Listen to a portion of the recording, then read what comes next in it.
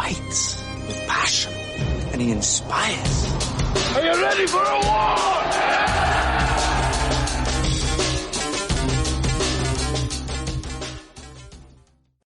All right, welcome back to From 8 Arbitration. It is late Sunday night, but I've got to get this episode done. There's a lot of stuff to cover. I'm going to read something that's going to take an hour. And then I have John Poskin on the other end of it. Okay, he's going to be last, and he's going to talk about non-compliance. And I did that through Discord, so hopefully I don't screw this up. And so hopefully it sounds all right. If it doesn't, it's my fault, all right? And so a lot of stuff to cover. I've got to get this covered because I got Boston coming up so fast. So I had John Poskin. He's going to be on later. Mr. Ron Speakman from Fed Up. He will be on tomorrow. He's flying in. He's going to come over. He's going to do that. Next Sunday, Mr. Charlie Miller. And he's going to talk a little bit about the Weir Report. He was Mr. Jackson's TA during that process. So he'll be on next Sunday. Then I'll have JB on Monday, that Monday. And he's going to talk about LWAP and AWOL, okay? And then the next Sunday, it'll be me talking about Boston, the things that are going to go on in Boston, okay? And some other things. But I've got so much stuff to cover that I've got to just get it done today. And so I'm going to try to get as much done as possible. The 50-50 raffle. Don't forget about that, all right? We talked about that. It's kind of our adopted raffle, all right? So if you go on from 8arbitration.com, the raffle will be on there where you can scan that little barcode or whatever that is, and you can pay through Zelle, all right? If you can't make it the 31st, if you go to Boston, they'll be selling them at Boston as well, okay? So it's a 50-50 raffle. All proceeds to benefit MDA. The drawing is Friday, August 9th, 2024 at the National Convention. Only 5,000 tickets available. Obviously, there'll be less than that because this was 5,000 tickets 2 weeks ago. $12,500 prize if all the tickets are sold, $5 each ticket. Zelle is only accepted until July 31st, all right? So make sure y'all get on from 8arbitration.com and get your tickets, all right, for MDA. Also, the T-shirts, the from 8 Arbitration Boston T-shirts, those are selling really, really well, shockingly so. And when they told me how many we had just sold last week, I was shocked. So that's great, though. That's fantastic. Again, Reddit has come up, the shirt day, if you want to participate in that, and you can wear them whenever you want to, but will be that Wednesday, the 7th, all right? That'll be the From 8 Arbitration shirt day.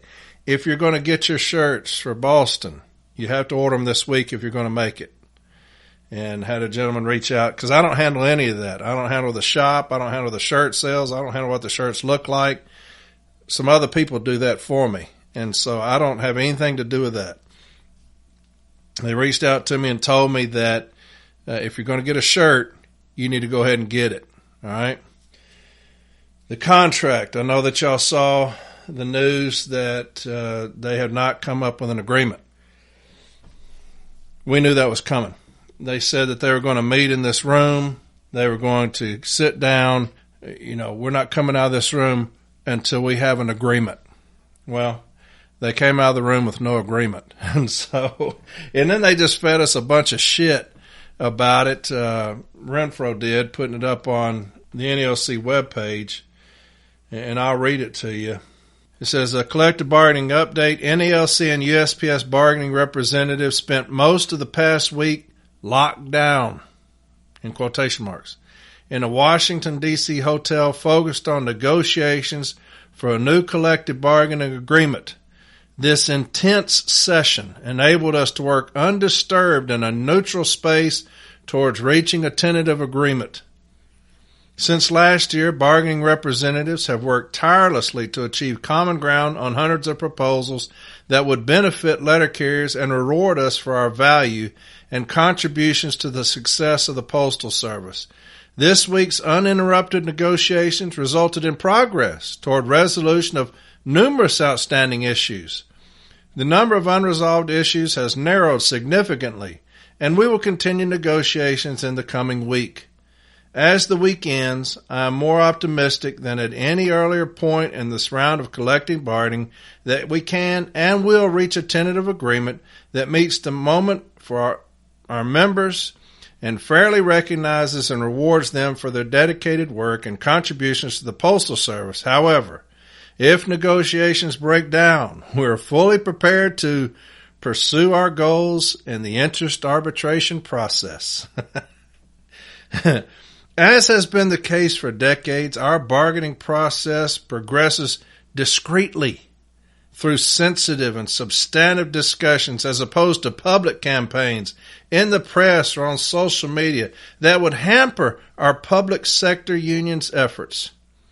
I deeply appreciate the diligence and commitment to achieving results in this process from NALC's officers, staff, and professionals, as well as the continued good faith bargaining engagement of Deputy Postmaster General Doug Tolino and his team. So that's a load of shit right there. First off, you're talking about discreetly. In other words, he's opposed to open bargaining. He don't want you to know about their incompetence. Let me tell you something, brother. Your incompetence is on full display. It doesn't need to be discreet. Everybody sees it. From you being AWOL during the first part of this thing to writing something this week that you should have done a year ago. When y'all know that y'all are going into negotiations, that's when you need to sit down in a room and say, hey, undisturbed, let's get this thing hammered out. Not 400 and something days later. This is a joke now. And you still got those ass kissers on social media that this is how it always goes. I have never seen it like this before. I've been here 32 years. I've never seen one like this before. If they're delayed, you know that it's going to arbitration. They set a date. Did y'all know that 18 weeks ago they told us they had a neutral arbitrator? 18 weeks ago they told us they had a neutral arbitrator. 24 weeks ago, they had the neutral arbitrator. They didn't tell us until 18 weeks ago, but 24 weeks ago, they had decided on who the neutral arbitrator would be. Think about that. 18 weeks ago, they finally tell us they've decided on a neutral arbitrator. 24 weeks ago, they had the neutral arbitrator, and we're still doing this shit. We're just now meeting in some hotel costing ain't no telling how much of our dues to do that shit so that you can be undisturbed and then come out of there with still having no agreement. Look, this is incompetence 101 right here. This is incompetence 101. So anyway, that's where we are on our agreement. And I know that Tyler Vassar, he was on. Now that Zoom meeting, remember that Zoom meeting's next Sunday, right, at noon. And I will have the that Zoom link up on from8arbitration.com, From8 Arbitration, the Facebook page, Reddit, and Discord. I'll have that Zoom meeting up. But he was talking about the 19%. And somebody sent me this and they're saying, hey, talking about the 19%, it's a little off base. It accounts for the inflation, but doesn't account for the COLAs and general wage increases carriers got. I learned the following procedure from NALC economists when I worked at NALC headquarters. First, take the COLA paid during the contract. We know that COLA covers about half of the effect of inflation. Second, add up the general wage increases paid during the same period. If the general wage increases don't add up to the COLA amount, that shows the total effect of inflation on carriers' purchasing power. For the last contract, COLA plus general wage increases is $3.69 per hour. Short. Thus, $3.69 per hour is the raise we need to put us even with inflation. So, right off the jump, to make us even with inflation, we need a $3.69 raise. That's right off the jump to make us even. And then you start talking about our raises. So if we don't get a $3.69 bump in our hourly rate immediately, we've lost. We've lost. So anything short of that, you've wasted 400 something days.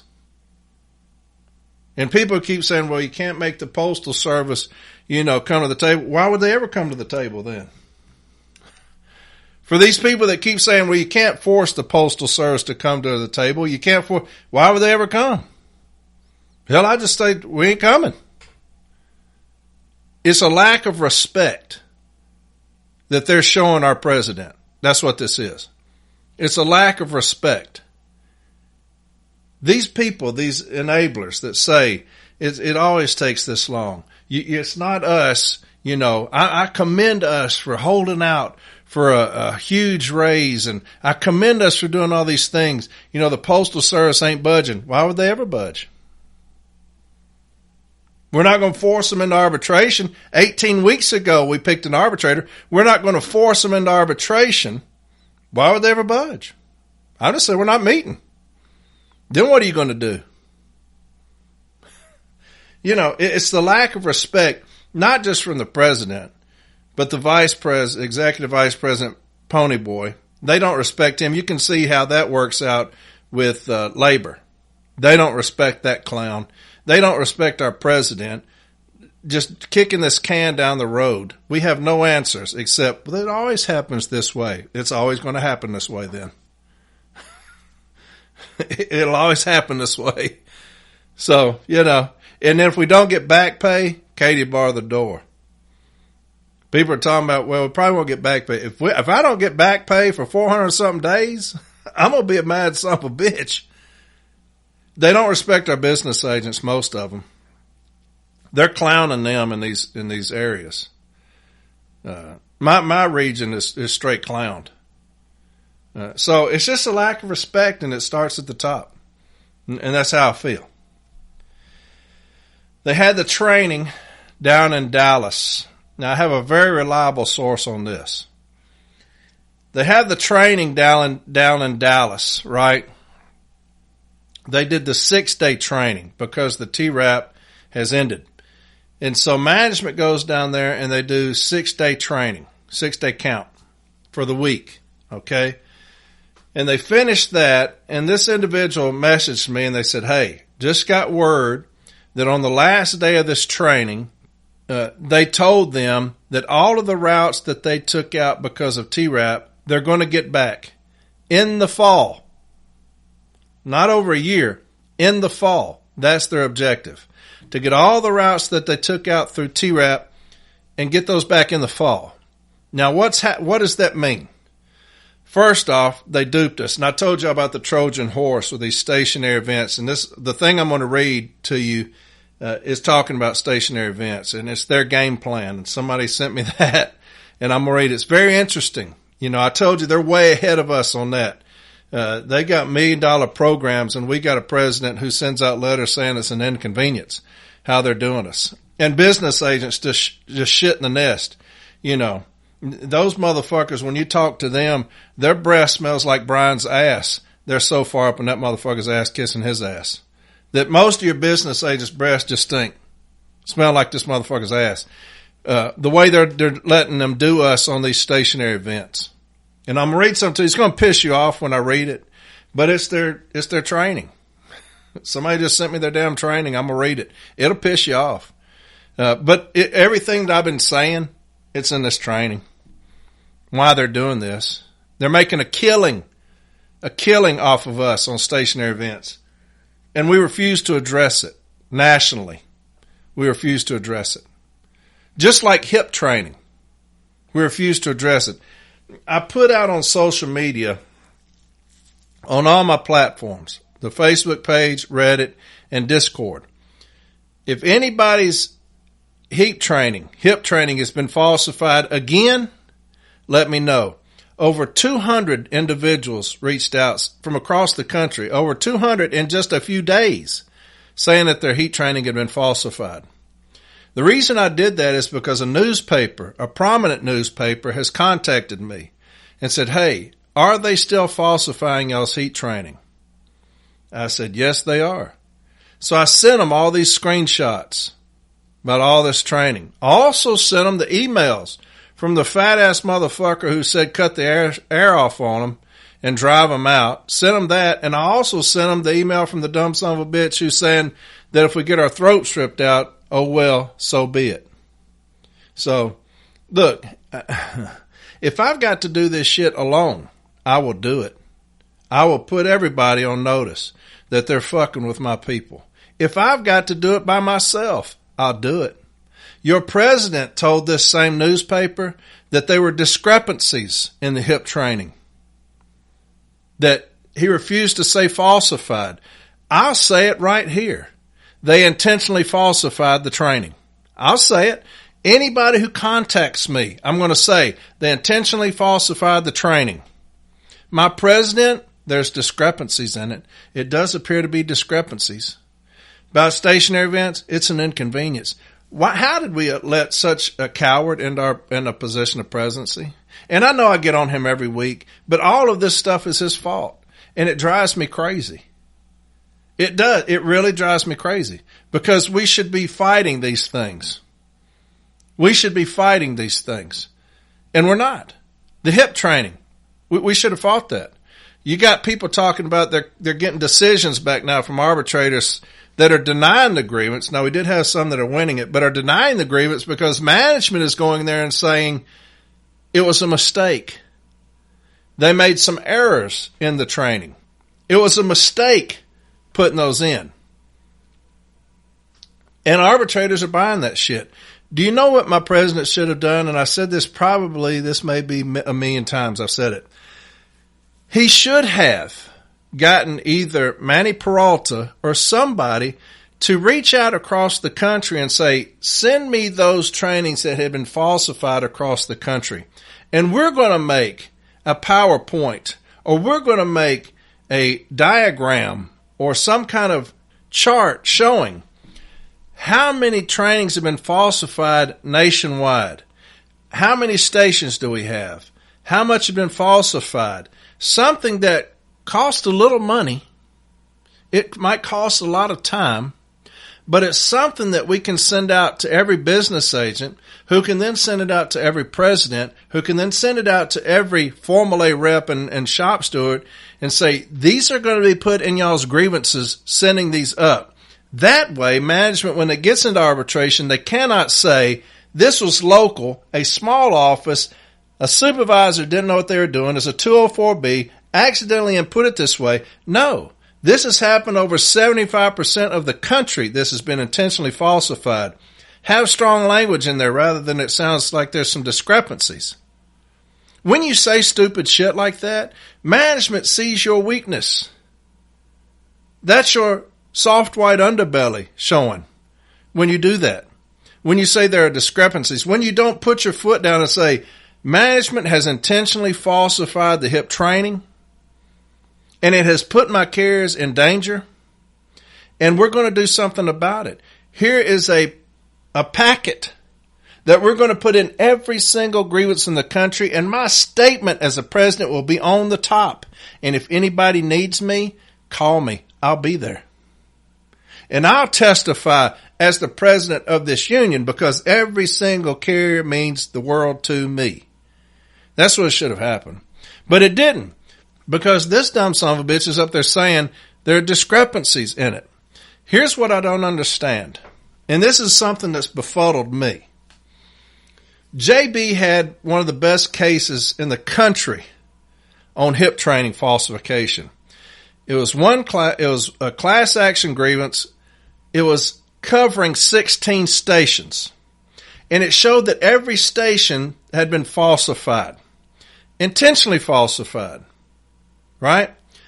That gets sent up to the business agent's office and it gets scheduled. Management sends that case interpretive. Right? That case then goes up interpretive. During that time, all of these smaller cases, single stations, smaller, start getting disseminated out mysteriously and scheduled. And we're losing those. Here is a great representative case in JB's from Nashville. 16 stations. Class action grievance. Showing widespread falsification. Incredible contentions. It's sent interpretive. But all these other ones keep leaking out. How is that one sent interpretive, but others are being disseminated out to arbitrators to get ruling on? That makes no sense to me. Who is in charge of that? Who's in charge of arbitrations? It's not Mr. Henry. They took that responsibility away from him, right? I believe that's dumbass Barner. And these business agents should all be on the same page. And my business agent should have sent out an email to all the other business agents and said, hey, look, they sent mine up interpretive. If anybody's is going forward, let me know, because I need to get mine back and we need to send this to arbitration. Now I hear that we've got all these decisions back. They send it back to us and say, hey, look, y'all are going to arbitration on y'all's next month. They've had this 6 or 7 months ago. Y'all's, we're not interpretive anymore. It's going forward. How'd that happen? I'm not a conspiracy theorist, but that sounds shady as shit to me. Somebody had their hand in that. Somebody that says things are discrepancies. Call me crazy. But that makes no sense. I know how arbitration works. That makes no sense. To send one up interpretive, a killer-ass case. Look at all of Mike Karras' cases, thousands upon thousands interpretive, not going forward. Then you start just putting one out here to a small station, losing that. Putting another one, letting this one leak out to here, a small station, losing that one. Letting this one leak out, a small station here, losing that one. We're being played by the Postal Service. They are playing us. They are much more advanced than we are. We've got two knuckleheads at the top. They have no idea what's going on. If one's interpretive, all should be interpretive. That's how I feel. But my business agent failed us by not stopping all these other things going around, by letting these other business agents know, hey, if they're sending y'all's interpretive or if they're sending y'all's forward, let me know, because mine are interpretive. So if they're sending y'all's forward, all of them should be interpretive, right? That didn't happen. But anyway, the hip falsification, the newspaper reached out to me and they're trying to get back involved. I'll do that. Like I said, anybody who wants to talk to me, I'll talk to them. I had over 200 sent in to me in a matter of days. Just think of the power of national, who can get a hold of all the business agents and say, hey, if yours are being falsified, of course, our president don't say they're falsified. If y'all are seeing discrepancies in y'all's heat training, send it to us so I can write a statement. But anyway, that's a lot of shit to do about nothing. But it's just something it's just another thing that pisses me off. We got a contract in disarray because this guy was AWOL. Hip training is still being falsified because of his inactivity on it and his unwillingness to say that it's falsified and initiate something nationally. That would have been a very easy case to take nationally. We could have shown widespread falsification. But hell, what do I know? I'm just a city letter carrier. I told y'all about the email that I read where the fat ass talked about cut the AC off on them, drive them out. Everybody wants to stay in the cool office. Cut the AC off on them and drive them out. I told y'all about that. Somebody sent me this. And this just happened last week. My office has unfortunately fallen victim to management turning the AC off on us in the morning. It comes on exactly 1 hour after our start time. I was hoping to get a copy of the letter that management put on instructing this to be done. I'm also contacting OSHA and the OIG. I think that letter will be useful information for them to have. So here's management. Your first hour of the day, no AC. It comes on exactly 1 hour after your start time. They're trying to harm us. That's who we're working for. They're trying to intentionally harm us. They intentionally falsified our HIP training. Now they're intentionally cutting off our AC during the deadliest time of year, one of the hottest summers I can remember already. It'll be 99 here in Nashville tomorrow. Now, people in Arizona laugh at that, but 99 in Nashville is hot, baby. Heat index is going to be about 107, 8. The vehicle will be about 130. Right? So you got these managers now cutting the AC off on us.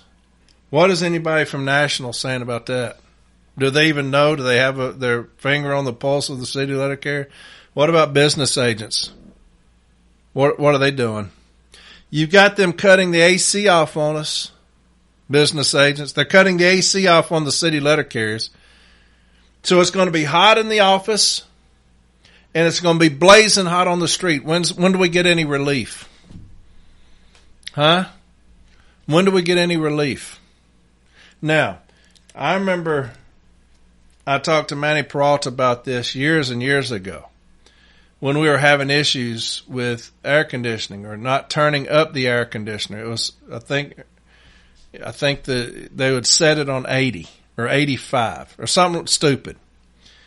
And he said tell the carriers to go out in their vehicles and turn on the air conditioning in their personal vehicles if management refuses to turn on the AC. And if they say something about it, file an Article 14 grievance on them. That's what I would do.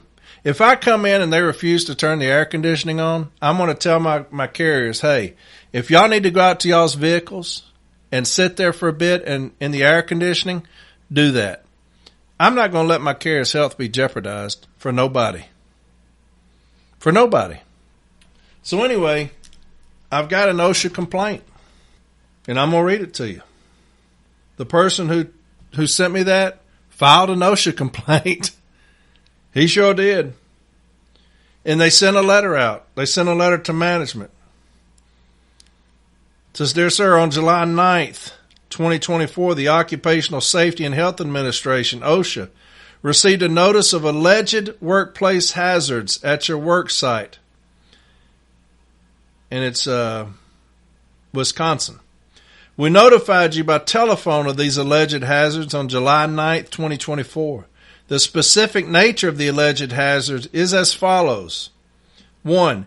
Employees are being potentially exposed to heat-related hazards due to refraining from starting up air conditioning units while route preparations are being performed. Additionally, shifts have been moved back, increasing the time spent outside during peak heat temperatures. I'll read that again. 1. Employees are being potentially exposed to heat-related hazards due to refraining from starting up air conditioning units while route preparations are being performed. Additionally, shifts have been moved back, increasing the time spent outside during peak heat temperatures. So we got two things. They're cutting the air conditioner off. OSHA's saying, talk to me about that. Also, moving our start times back. Nationwide, that's happening. Nationwide, they have moved our start times back. That's a directive from headquarters. Moving the carrier start times back nationwide. It's going on everywhere. Why is that? Why would you choose to do that? You're putting us in the heat longer. Right? OSHA acknowledges that. You're putting us in the heat, and in peak heat is what you're doing. We've got grievances that we're losing on that. What are our business agents doing about moving these start times back? I will always put all the blame on them because I think we've got the worst bunch of business agents we've ever had right now. They're probably the most worthless pieces of shit I've seen since my time in the NALC. As the group of business agents we have right now. There are some that are pretty good, some that are damn good. But you got some, those motherfuckers are worthless as fuck. And so what are we doing as NALC, as business agents, about moving these start times back? Because that's a killer. You're putting my carriers out in the heat longer during the worst time of the day, during the hottest time of the day. What are we doing about that? I know that I told you that they said any start time grievance will be sent to headquarters for management. What are we doing? What's anybody doing? We have lost our shit in the NALC. We don't fight anything anymore. Not HIP, stationary times, start times. What are we doing? As a union, as the business agents, the 15 different business agents, what are we doing? Is anybody raising hell? Is anybody saying, hey, other business agents, get off your fucking ass and fight for your people? Is anybody doing that? What about our national president? Besides shacking up with management for a fucking week, what is he doing about all these issues with our health and our well-being? You know his position on stationary events is an inconvenience. You know his position on HIP, it's discrepancies. What about start time grievances? Does he say, hey, just handle that locally? Why don't you get off your ass and be presidential? Huh? Why don't you do that? Why don't you put out a directive? Hey, start times, business agents, address it. Hey, HIP, business agents, address it. Hey, stationary events, business agents, address it. Get this shit handled. Protect my people.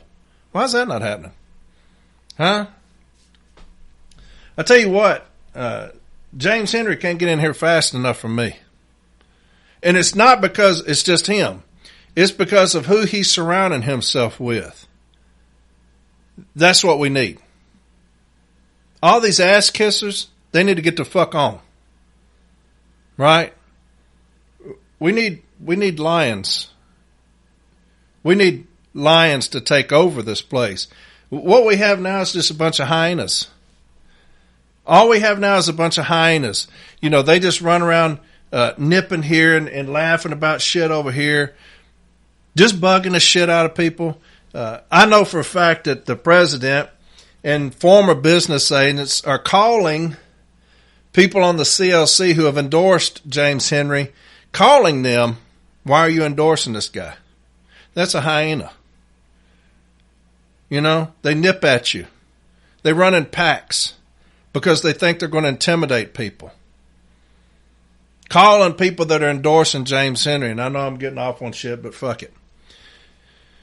Calling people that are endorsing James Henry, the president, former business agents, and I know y'all's names. I know who you are.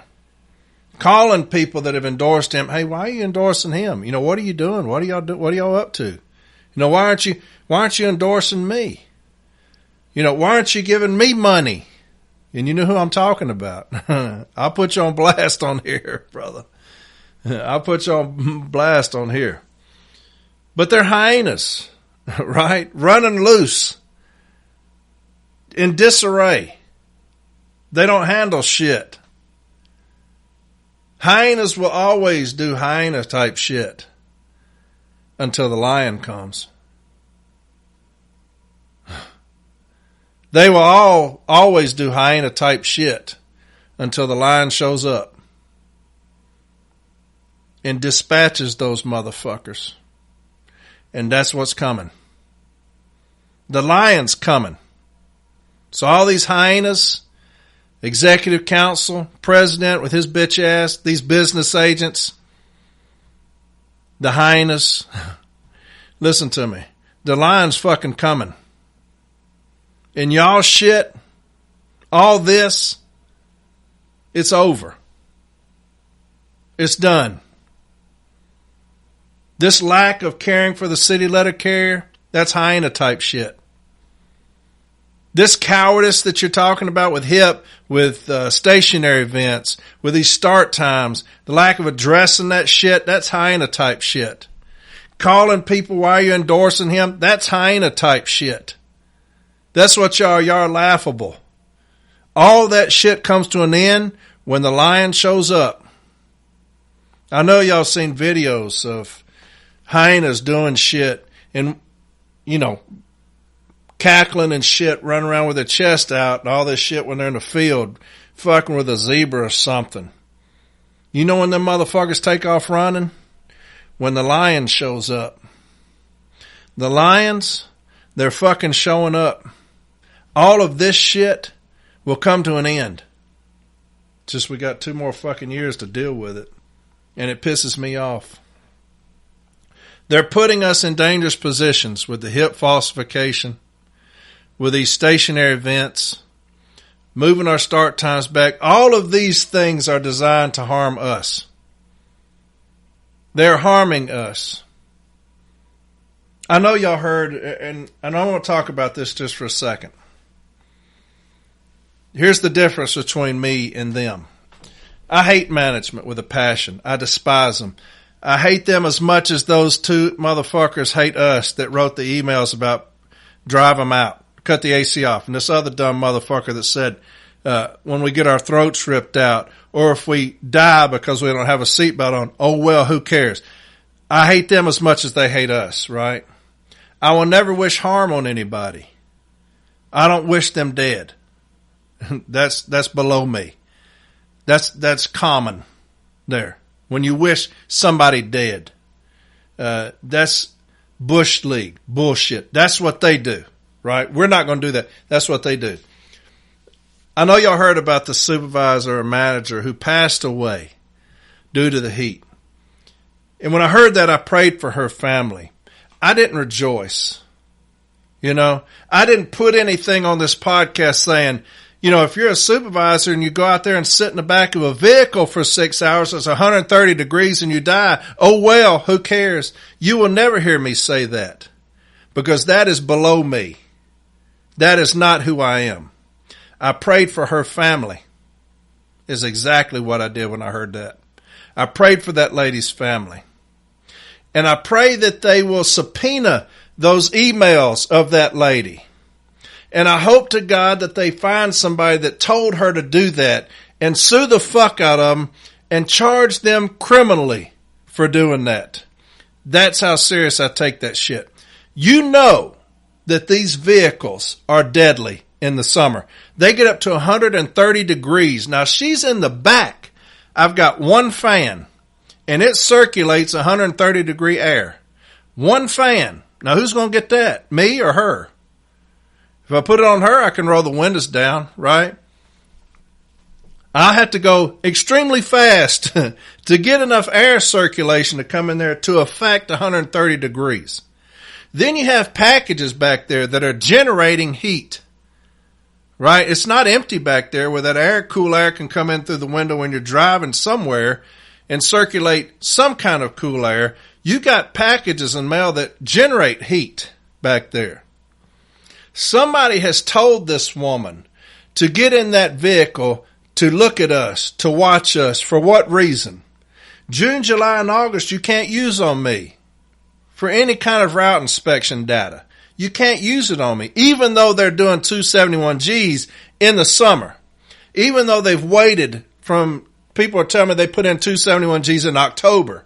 Even though they're waiting to do those in the summer. You can't use June, July, and August against me. So why would you tell a young lady to get in the back of that vehicle, knowing how deadly that is? Because you don't give a shit. You don't care about y'all, and you don't care about us. If I'm someone in management, and I know that management listens to me, I know that labor listens to me, I know that arbitrators listen to me. If I'm a manager or a supervisor, and I get an email saying, hey, look, Corey Walton's not making his times, whatever it is. Get in the back of that vehicle and go ride with him. It's supposed to be 99 degrees tomorrow, but get in the back of that vehicle and ride with him and make sure he's doing everything he's supposed to do. I'm going to send back an email and say, fuck off. I'm not doing it. You can do whatever you want to me, but if I get disciplined for not putting myself in harm's way, I'll be suing you.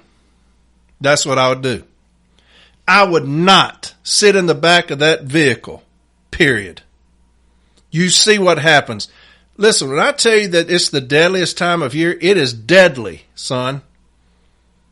And you can do whatever you have to do. You can drink plenty of fluids. You can take all the breaks you need. You can stay in the air conditioner if you want to. You can wear hats. You can wear loose clothing. You can do everything humanly possible and still succumb to this heat.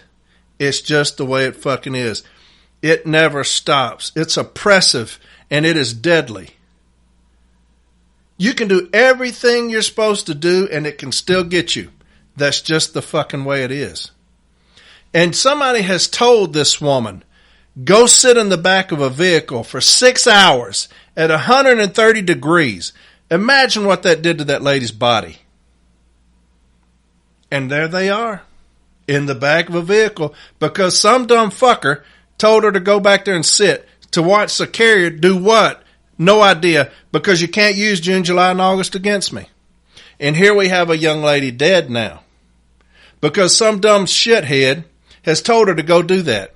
Go fuck with the carrier in this heat. These stationary events, they're not making these times. They're doing something out there they're not supposed to be doing. If y'all think we're that damn stupid, that we're out there in the heat intentionally fucking off, y'all are dumb. Y'all are stupid individuals. Nobody's out there fucking off in this heat. We're trying to get back. But you know what happens when it gets really, really hot? We get really, really slow. You know why? Because it's a burden on our bodies. It's laborious being out there in that heat. I know. I'm 54. I've been doing it a long time. Every summer, my ass is dragging. Dragging on the route and dragging when I get home. And all I want to do when I get home is lay the fuck down. Of course, I'm old, but still. That's what that heat will do to you. It is deadly. And I keep saying it. I've got a president who don't give a fuck because he refused to get involved with HIP. He refuses to get involved with these stationary events. And he refuses to get involved with these start times. These things contribute to us being put in an unsafe position, period. But if I'm that lady's family, I'm getting an attorney, like I said, and I'm subpoenaing her emails. And I'm going to find out who the dumb fucker was that instructed her to go sit in the back of a vehicle, and I'm pressing charges on them criminally for doing that. Involuntary manslaughter or something. For giving somebody an instruction that you know for a fact is deadly. And I'm suing the ever-loving shit out of them. That's what I would do. I'm going to read this thing. It's very long. And hell, I've been talking too damn long now. Damn. I'm going to be up till 2 in the morning. But, and Chum, get your ass back to work. All right? Anybody that knows Chum, tell him to get his ass back to work. So, when you deal with management, and I'm going to read something to you here. This is what you're dealing with when you're dealing with management. They will lie and steal and cheat. They lie and steal and cheat on everything they do, right? You get them saying that we no longer have fixed office time. You see that when I read those things to you. They say that the office standards have changed. It's no longer 18 and 8. There's no longer fixed office time. There's no longer breaks in office. They lie to us all the time. They have a 1 hour office time, and they will falsify clock rings to meet this office time, this 1 hour office time that's completely made up. It's fictional. But they will falsify our clock rings to make that hour office time. The 22-minute load times, they continue to tell carriers that those are standards, even though they're not. The heat training, they falsified that. PM office time, they continue to say that we have 5 minutes on that. They continue to say, take authorized breaks for the heat. They refuse to say, take breaks as needed in the heat. They lie about every single thing. Intentionally lie about things. Knowing that, like I said, if they can tell 50 stations all this shit and 30 of them say, hey, you're full of shit, we're not doing it. Well, that's 20 stations that they won. They continue to lie about every single thing. It's in their nature. They lie about everything. They just do. They will always make up shit to tell city letter carriers because they cannot be truthful with us. And that's the reason I hate them so much. I've seen the things that they do. We talked about this before. I've seen the things that they'll do to hurt my people, the lengths that they'll go to hurt my people. We are subhuman to them. That's how they feel about us. When you have a dumb fat fucker like that dude saying, cut the AC off on him, that fat motherfucker wouldn't last one day on my route. One fucking day. His fat ass would turn into butter out there on my route. But you got some fat fucker sitting there telling people, hey, nobody wants to, everybody wants to stay in the cool office, turn the AC off on them and drive them out. So that's how they feel about us. Just like this other clown talking about ripping our throat out and shit. They lie on us. They steal from us. They cheat us. Because this is why they do it. Everything that they do is based off of numbers. Making the numbers. Everything they do is based off of making the numbers. When you lie about start times, when you lie about hip training, when you lie about 22 minutes, when you lie about PM office time, office standards, stationary times, breaks, all these things are due to making the numbers.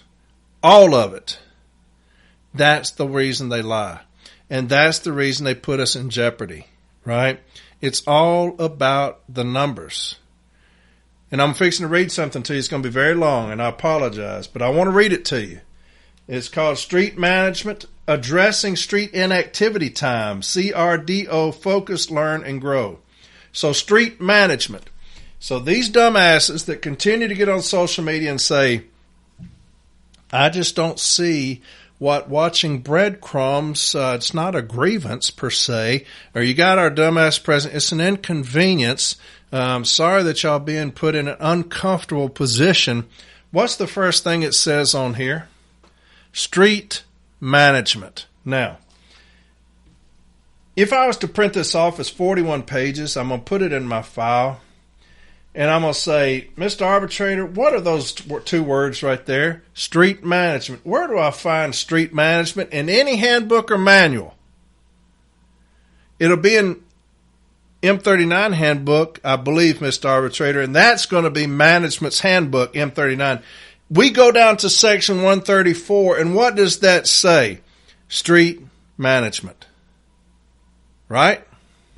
Am I right? I mean, I think it does, right? If you look up 134 of the M39 handbook, I believe it is street management, right?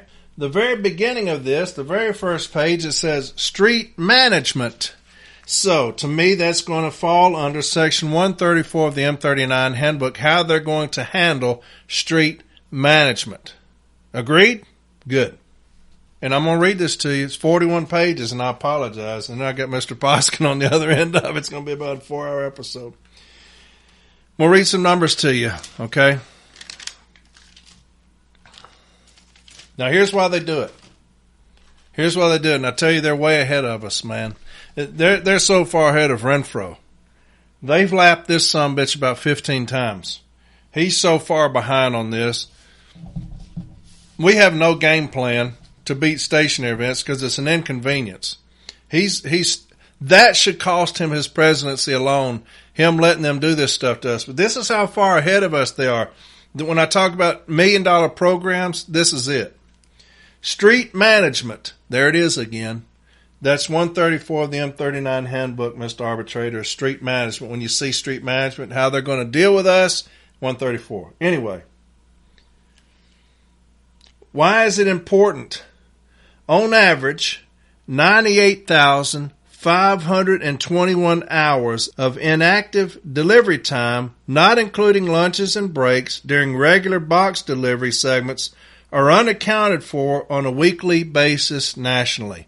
Let me read that again. We're going to talk a little bit about it. On average, 98,521 hours of inactive delivery time, not including lunches and breaks, during regular box delivery segments are unaccounted for on a weekly basis nationally. Now, if you got 98,521 hours, let's just go in the middle. We'll say $25 an hour. Does that sound good? We won't say 30, that's top out. We won't say top out. We won't say what you come in at. Let's say $25 an hour. That's $2,500,000. $2,500,000. So on average, $2,500,000 of inactivity delivery time, not including lunches and breaks during regular box delivery seconds, are unaccounted for on a weekly basis. This is above and beyond the 10 minutes reported in DMS. Actual fiscal year 23, 2, 3, and 4, not including holidays and Sundays, was 3,636,404 hours. I'll read that again. Actual fiscal year 23 quarters 2, 3, and 4, not including holidays and Sundays, was 3,636,404 hours. That's $91 million at $25 an hour. $91 million. That's the reason they do what they do.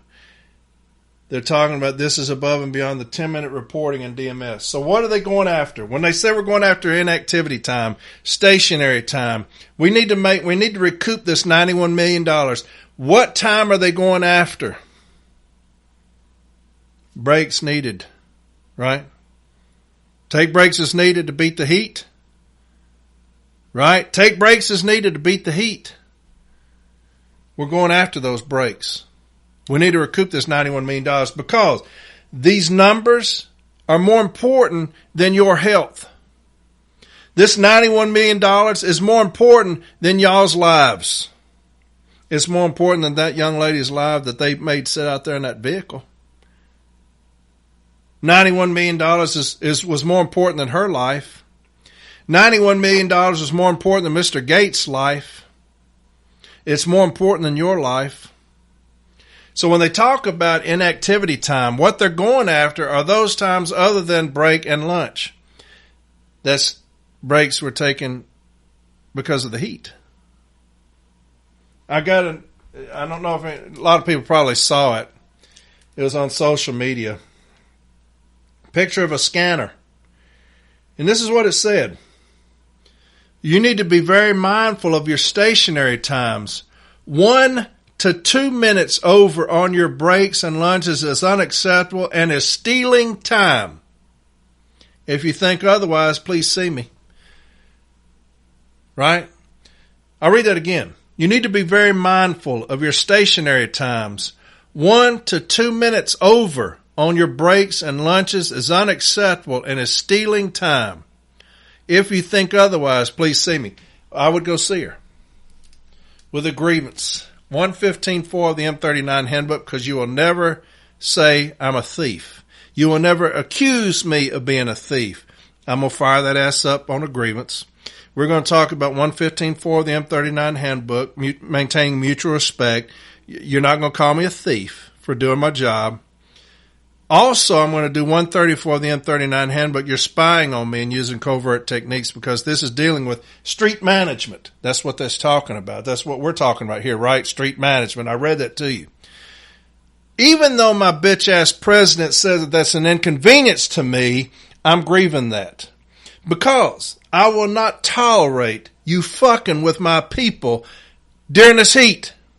You talking about 1 minute? I'm stealing? Go fuck yourself. Eat this grievance, bitch. That's what you're going to do. And if my president says anything to me, you can eat this motherfucker too. I'm so sick of this shit, man.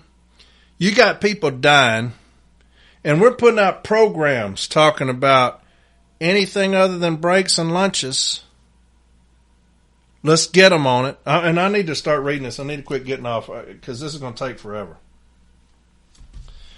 So they're trying to recoup $91 million because all you are is a number. That's all you are, is a number. You're nothing more than that. Cut the AC off on them. Drive them out. If they get their throats ripped out, oh well. If they die, so be it.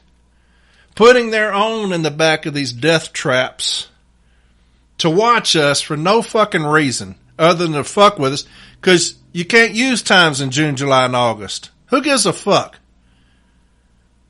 1 to 2 minutes, you're stealing. Well, here's where they're getting it. Here's where they're getting it. 98,521 hours and 3,636 from 404 hours is what they're talking about, right? Then they got a chart Mondays, Tuesdays, Wednesdays, Thursdays, Fridays, and Saturdays. They got the number of times. They're advanced, man, I'll tell you that. Street management, periods of inactivity during delivery. Total street, sum of base street. Sit, which is the difference. So you got total street and sum of base street. Now where do they get the sum of base street up? That's pet, right? When you look at pet, every day's the same. Every day on the street is the same because they think that we have a street standard, which we don't. But they will imply that when we talk about turning down 3996 as talking about street standards. You had the same amount of volume yesterday, and so you should have the same amount of time on the street today. That's setting a street standard. So they're telling you that in this report. Sum of base street. So they're saying that we have a street standard. Street management. Periods of inactivity during delivery. Issues from the vital sites. Getting units to start addressing issues. Building block. Fundamental street management activities completed. 1564As updated and reviewed with carrier. SUTs given and documented. After identifying issues, capturing the exhibited undertime of the carriers. I&I skills of the field. Proper charges. Just calls. Ensuring progression to change behavior. Providing management contentions. So all of this is talking about discipline. That's how they're going to go after us. Street managed periods of inactivity during delivery. Talking about investigative interview skills. Proper charges, making sure they're charging us properly. Just cause, that's discipline, Article 16. Ensuring progression to change behavior, letter warning, 7-day, 14-day.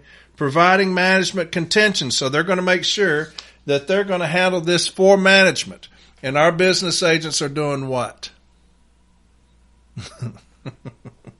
Y'all see what I'm saying? They're way ahead of us, man. They're way ahead of the hyenas. The lions are coming and going to change shit, but damn it, what are we going to do until then? I'll be on here every week doing everything I can. That's exactly what's going to fucking happen. We'll be hanging the fuck on until the lions get here. That's just what I promise you that. We're going to hang the fuck on. And anytime somebody sends me some shit like that, I'm going to read it to you and let you know what we're up against. You're not going to get any of this from your business agents. Those motherfuckers are clueless. You're not going to get anything from your bitch-ass president. That motherfucker's clueless. You're not going to get anything from fucking Pony Boy. That motherfucker's clueless. Half your executive council's got their head up Renfroe's ass. They don't see anything going on. Anyway, shit. I need to quit that. Shit, I'm going to be 6 hours on this motherfucker. Street management. Periods of inactivity during delivery. Addressing unauthorized periods of inactivity during delivery. Inactive periods of time during paid hours in a street delivery function where no obvious patterns of normal delivery nor normal carrier duties are being performed as observed digital observations. And determine as conduct of an improper nature. Now, I'm going to read this again because they're telling you what they're doing right here. This is what pisses me off. Inactive periods of time during paid hours in a street delivery function where no obvious patterns of normal delivery nor normal carrier duties are being performed as observed digital observance. Scanner. Digital observance. And determine as conduct of an improper nature. Now, how are you going to tell me that? How are you going to tell me I'm doing anything improper when you're digitally observing me? That's a covert. That's covert techniques. That's covered under 134 of the M39 handbook under street management. Root causes, improper. Expansion of lunch or break time. Additional lunches or breaks. Not carrying scanner on person. Multiple occurrences, dragging out, as to not incur additional assignment of work hours, as to incur overtime work hours. Proper, centralized delivery, multiple package delivery, and or package pickup. All of which can be identified through street inactivity reviews. Street management, addressing street inactivity. Simply put, the just cause provisions require a fair and provable justification for discipline. See JCAM pages 16.1 through 16.3. Is there a rule? Is the employee aware of the rule? Is the rule reasonable? Is the rule consistently and equitably enforced? Was a thorough investigation completed? Was the severity of the disciplinary action reasonably related to the infraction? Was disciplinary action taken in a timely manner? Street management, periods of inactivity during delivery. The following slides portraying examples and reports can assist the supervisor when investigating elements of alleged improper conduct related to street duties. Additional documents such as training records, tax employee on the clock report, and evidence from other systems could also be used that may not be listed. During the investigative interview, these documents and evidence should be shown to the employee and shared with their representative if applicable when asked about the alleged infraction. Ensure appropriate follow-up questions are asked when applicable. 1. Do not carry their scanner on their person during delivery duties. Documented MDD TR scanner details, service talk, discussion, DMS exception reporting, street inactivity time details report, identifies event, DMS street management, route summary report showing breadcrumbs at park point, NDI report showing missed deliveries and point where scanner was left, RIMS battery usage report if needed to show battery percentage. How about all that? All of that they're doing on y'all. And that's an inconvenience. All of these things based solely off of the scanner. And that's an inconvenience to y'all. We have no game plan. None. And look at what they're doing. 1. Did not carry scanner on their person during delivery. Street inactivity time details. Routes have been street inactivity over a specified amount of time, 10 minutes with minimum scan activity. When total opportunity equals 0, the time was included in the total street variance. Now, all these things they're using on TRAP, right? But now they've gotten this Trojan horse, and now that TRAP's over, here they come. Still using it, full effect. Mandatory stand-up talk. This about all carriers must always carry their scanner on their person, lunch, restroom excluded. All right, so then it has a house.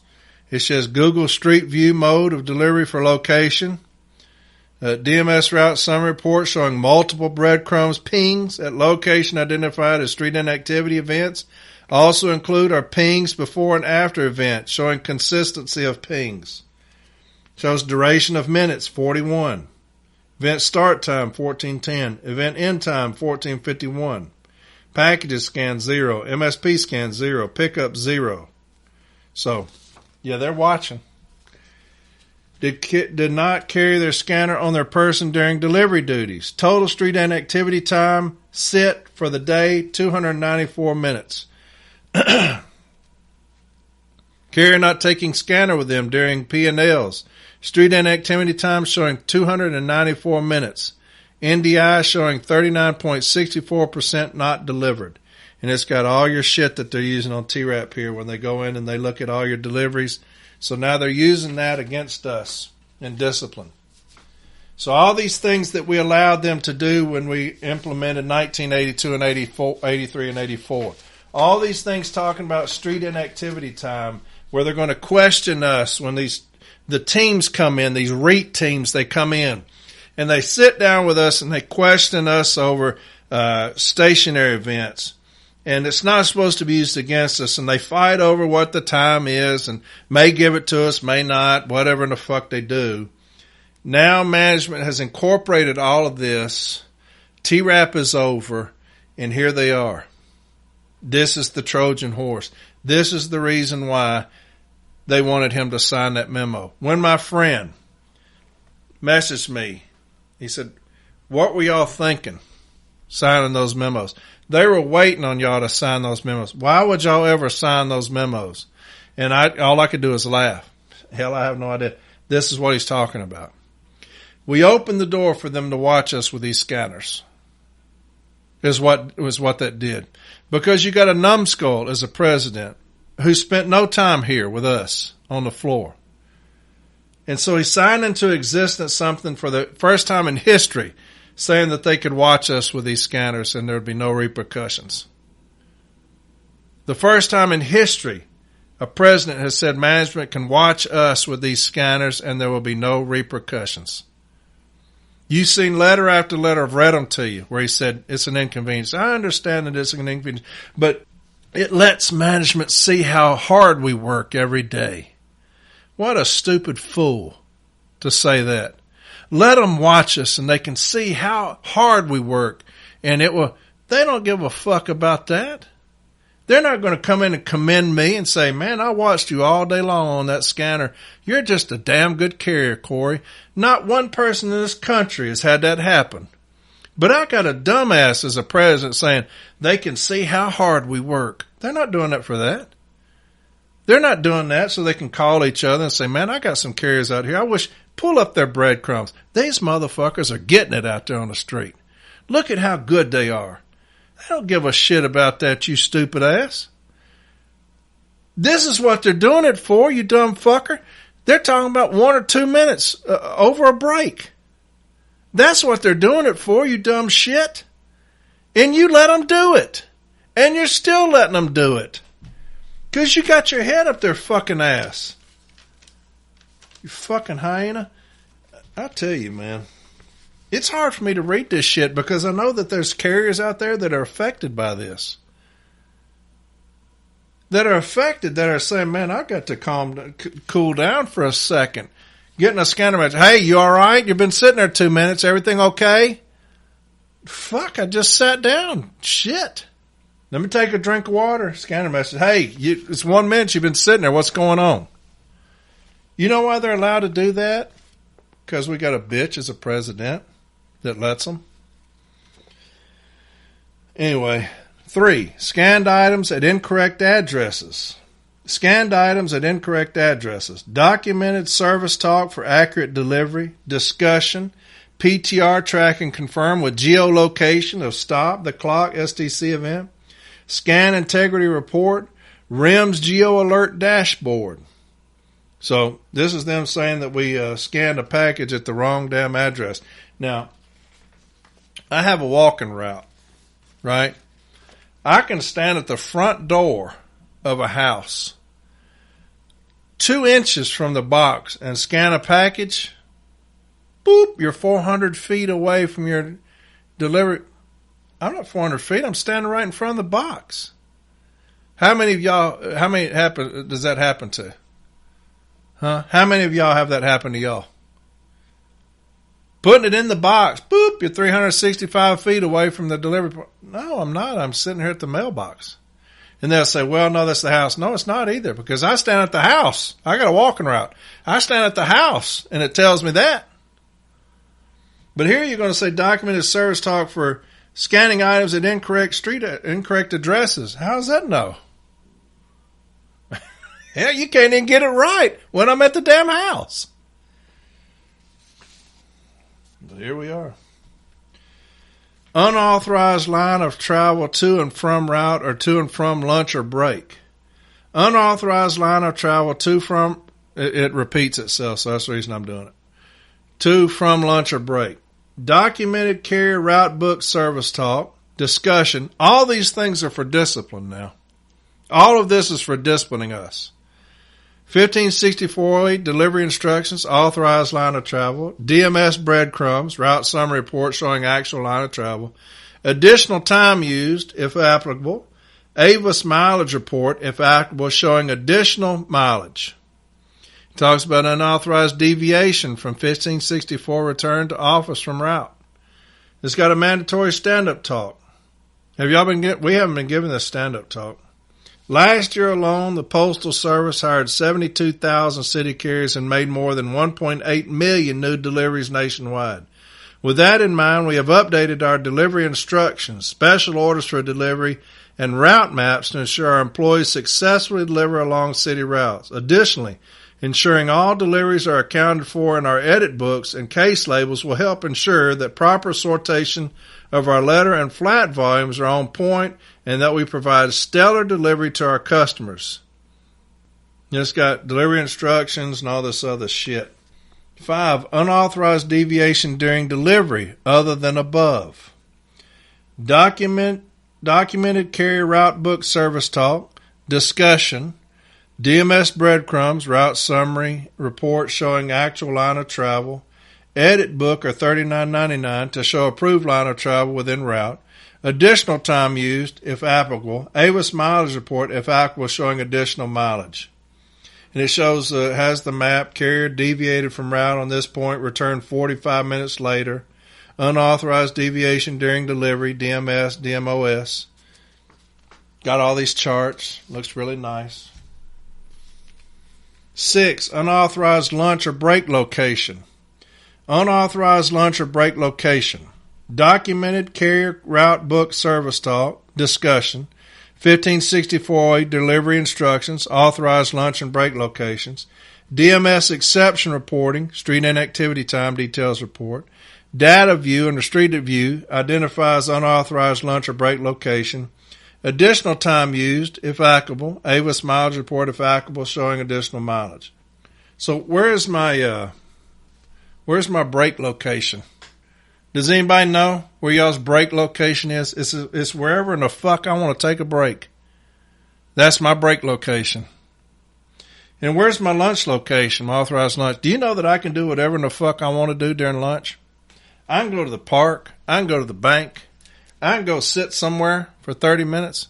I can do whatever in the fuck I want to do during lunch. We've got step 4s that talk about that. I don't have to eat at McDonald's 365 days a year.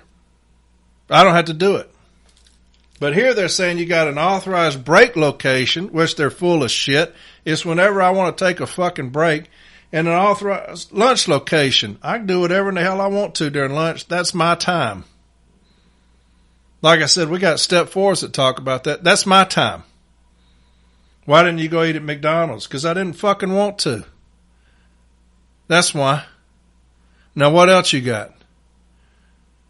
You know, this shit here pisses me off, man. But, hell, why not try it? Shit, we can get no feedback from the fucking national. Expanded lunch break time.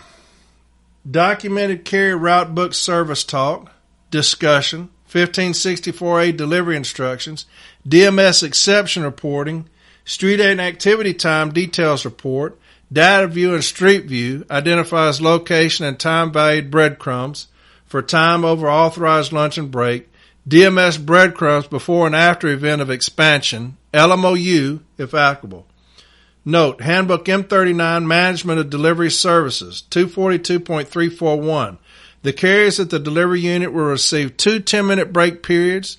The local union may annually opt to have either A, both breaks on the street, or B, one of the 10-minute breaks in the office and 1 break on the street. If 2 10-minute breaks are taken on the street, they will be separate from each other. Breaks must be separate from the lunch period. The carrier shall record on PS Form 5064A delivery instructions the approximate location of the breaks. 126.5 Authorized lunch periods. Travel and locations where the carrier is authorized to leave the route are recorded on PS Form 1564A by the carrier when the USPS provides reimbursement of transportation to and from lunch places. In all cases, travel time to and from the lunch place will be charged to the lunch period. Then it's got expanded lunch break time, mandatory stand-up talk. It's got your lunch periods. It's at 52-minute lunch. Carrier returned to route at 13:42 p.m. Carrier left route to travel to unauthorized lunch location at 12:50 p.m. And so when they asked me why I extended my lunch, do y'all know what I'm going to say? I didn't. I didn't extend my lunch. Yeah. This scanner right here says you extended your lunch. Don't give a shit what it says. I didn't extend my lunch. And let them give me discipline on that. MSP data can't be the sole determinant of discipline. Right? Why did you extend your break? I didn't. Well, why did you extend your lunch period? I didn't. Well, this says it. Y'all remember way back when I first started this podcast, I did one on stationary events. What'd I say? I'm working. I didn't do it. Don't know what you're talking about. Well, scanner said, don't give a fuck what the scanner said. I didn't do it. That's just what I'm going to say. No, I didn't. So you're telling me, yeah, I'm telling you I didn't do it. Did you see me do it? Well, no, this is, okay. Didn't do it. Well, we watched it. That's a violation of 134 because you didn't let me know you was watching me. I got a great decision from Wolitz on that if you want to see it. Because you got to notify me that you're watching. You can't sit there and watch me. That's spying. And you can't sit in the office and watch me on a computer screen. That's covert. So I got all that covered. I don't give a damn what my bitch-ass president says. That motherfucker's worthless. Right? He's temporary. That's what that bitch is. He's temporary. I'm telling you, I didn't extend my lunch. I didn't extend my break. So, what's next? Took a lunch after a no lunch was requested and approved. Documented service talk, proof of instruction, discussion, DMS breadcrumbs, route summary report showing lunch event, street and activity event, PS Form 1564A, validation of carrier's request for no lunch. Example, PS Form 3971, PS Form 1260, local sign-up sheet, etc. Tax clock ring showing the no lunch was entered. It's got duration, minutes, 45. No lunch, yes. Ping count, 46. Package scan, none. MSP scans, none. Pickups, none. So they're saying there's 45 minutes of inactivity, so that means that you took a lunch when you were put in for a no lunch. Now, why did you take a lunch after you put in for a no lunch? I didn't. Well, this thing shows here 45 minutes. Don't care. I didn't. Did you see me do it? No. But this thing is very reliable. Y'all's president even said that these things are very reliable. The M1983 and 84 talks about how reliable these things are. Your president said that's an inconvenience for this, so y'all don't have a grievance. So why were you doing it? Didn't. I didn't do it. So you're telling me you didn't take a lunch. Yep. This will be the third time I told you I didn't take a lunch. Then what's this 45 minutes? Have no idea. All I know is I'm working. All I know is I'm working. And that's what I'd say. Fuck them. Fuck these motherfuckers. You know, you're going to try to kill me? Fuck you. Trying to put me in harm's way? Fuck you. President on it? Fuck him too. Hey, carriers, listen to me. The only thing I care about is light blue. That's all I give a shit about, man. I don't care about nothing else. So yeah, I got an attitude when it comes to my people. Fuck them. Fuck these motherfuckers, man. And these reports. All this money spent. My bitch ass president hiding behind the fucking door while we get brutalized with this shit. Look at all the money they have spent on this shit, man. These reports, these programs, all the money they're trying to save because my people are out there trying to take breaks as needed in the heat. And your president has opted out of this fucking fight because he's a bitch. That's why. And I don't give a fuck if anybody gets tired of me calling him that. That motherfucker called a good friend of mine a bitch. So from now, until the end of fucking time, he's a bitch to me. Fuck him. This shit is on him. All of this shit's on him. than them doing this shit. Because this motherfucker's opted out of it, man, and left us down here on the fucking floor to deal with it. And your business agents are bitches too. They're not doing shit about it. Fuckers. Some of them are. Damn. Executive counsel. Where in the fuck are y'all at? I forgot. Y'all got y'all's head up that motherfucker's ass at the top. All right. Unauthorized breaks. Unauthorized breaks. Documented service talk. Proof of instruction. Discussion. 1564A delivery instructions. Authorized lunch and break locations. DMS exception reporting. Street and activity time details report. Data view and street view. Identifies unauthorized break location. DMS breadcrumbs. Route summary including before and after pins. Additional time used if applicable. LMOU if applicable. So it's talking about unauthorized breaks. And it's got a postal vehicle sitting here in front of Jack in the Box. It's got a picture of Supercade, no postal vehicle. It's got a picture of Parker Lumber, no vehicle. Foodorama, no vehicle. So I'm not there. Where am I at? We're not in the picture. Fuck you then. Unauthorized breaks. So down here it's got a little chart. Event start time. Event end time. Duration, 17 minutes. Ping count, 18. Packet scans, none. MSP scans. Then it's got another one. Event start time, an hour later. Duration in minutes, 34. 21 minutes, 29 minutes, 30 minutes, 26 minutes, 17 minutes. I guess these are different routes because it says over here route ID, employee, device. And so it's got these people with 34 minutes of unauthorized breaks and all that. So that's them going after our take breaks as needed in the heat. When they send out these scanner messages, take authorized breaks to beat the heat, right? These are unauthorized breaks. Anything other than that 10-minute break is unauthorized. Let's get it. $91 million we're trying to recoup. No breaks is needed in the heat. Make sure the carriers understand that. No breaks is needed in the heat. We got to get that time back, right? Drive them out of the office, cut the air off. We give them water. We give them water, so that should keep them safe because we give them water. We're going to falsify their HIP training. Tell them to keep it moving. Beat the heat, keep it moving. Investigative interview. Actual I&I by an EAS 22 manager for carrier in previous example who deviated 14 minutes both ways to his home for lunch. Carrier stayed at his house for 45 minutes to 1 hour for 2 weeks prior to 9/11/2023. Additionally, carrier incurred from 30 minutes to an hour of OT each day. Investigative interview. This investigative interview can lead to corrective action, including up to removal from the post office. Do you understand? No answer. How long have you been on the route?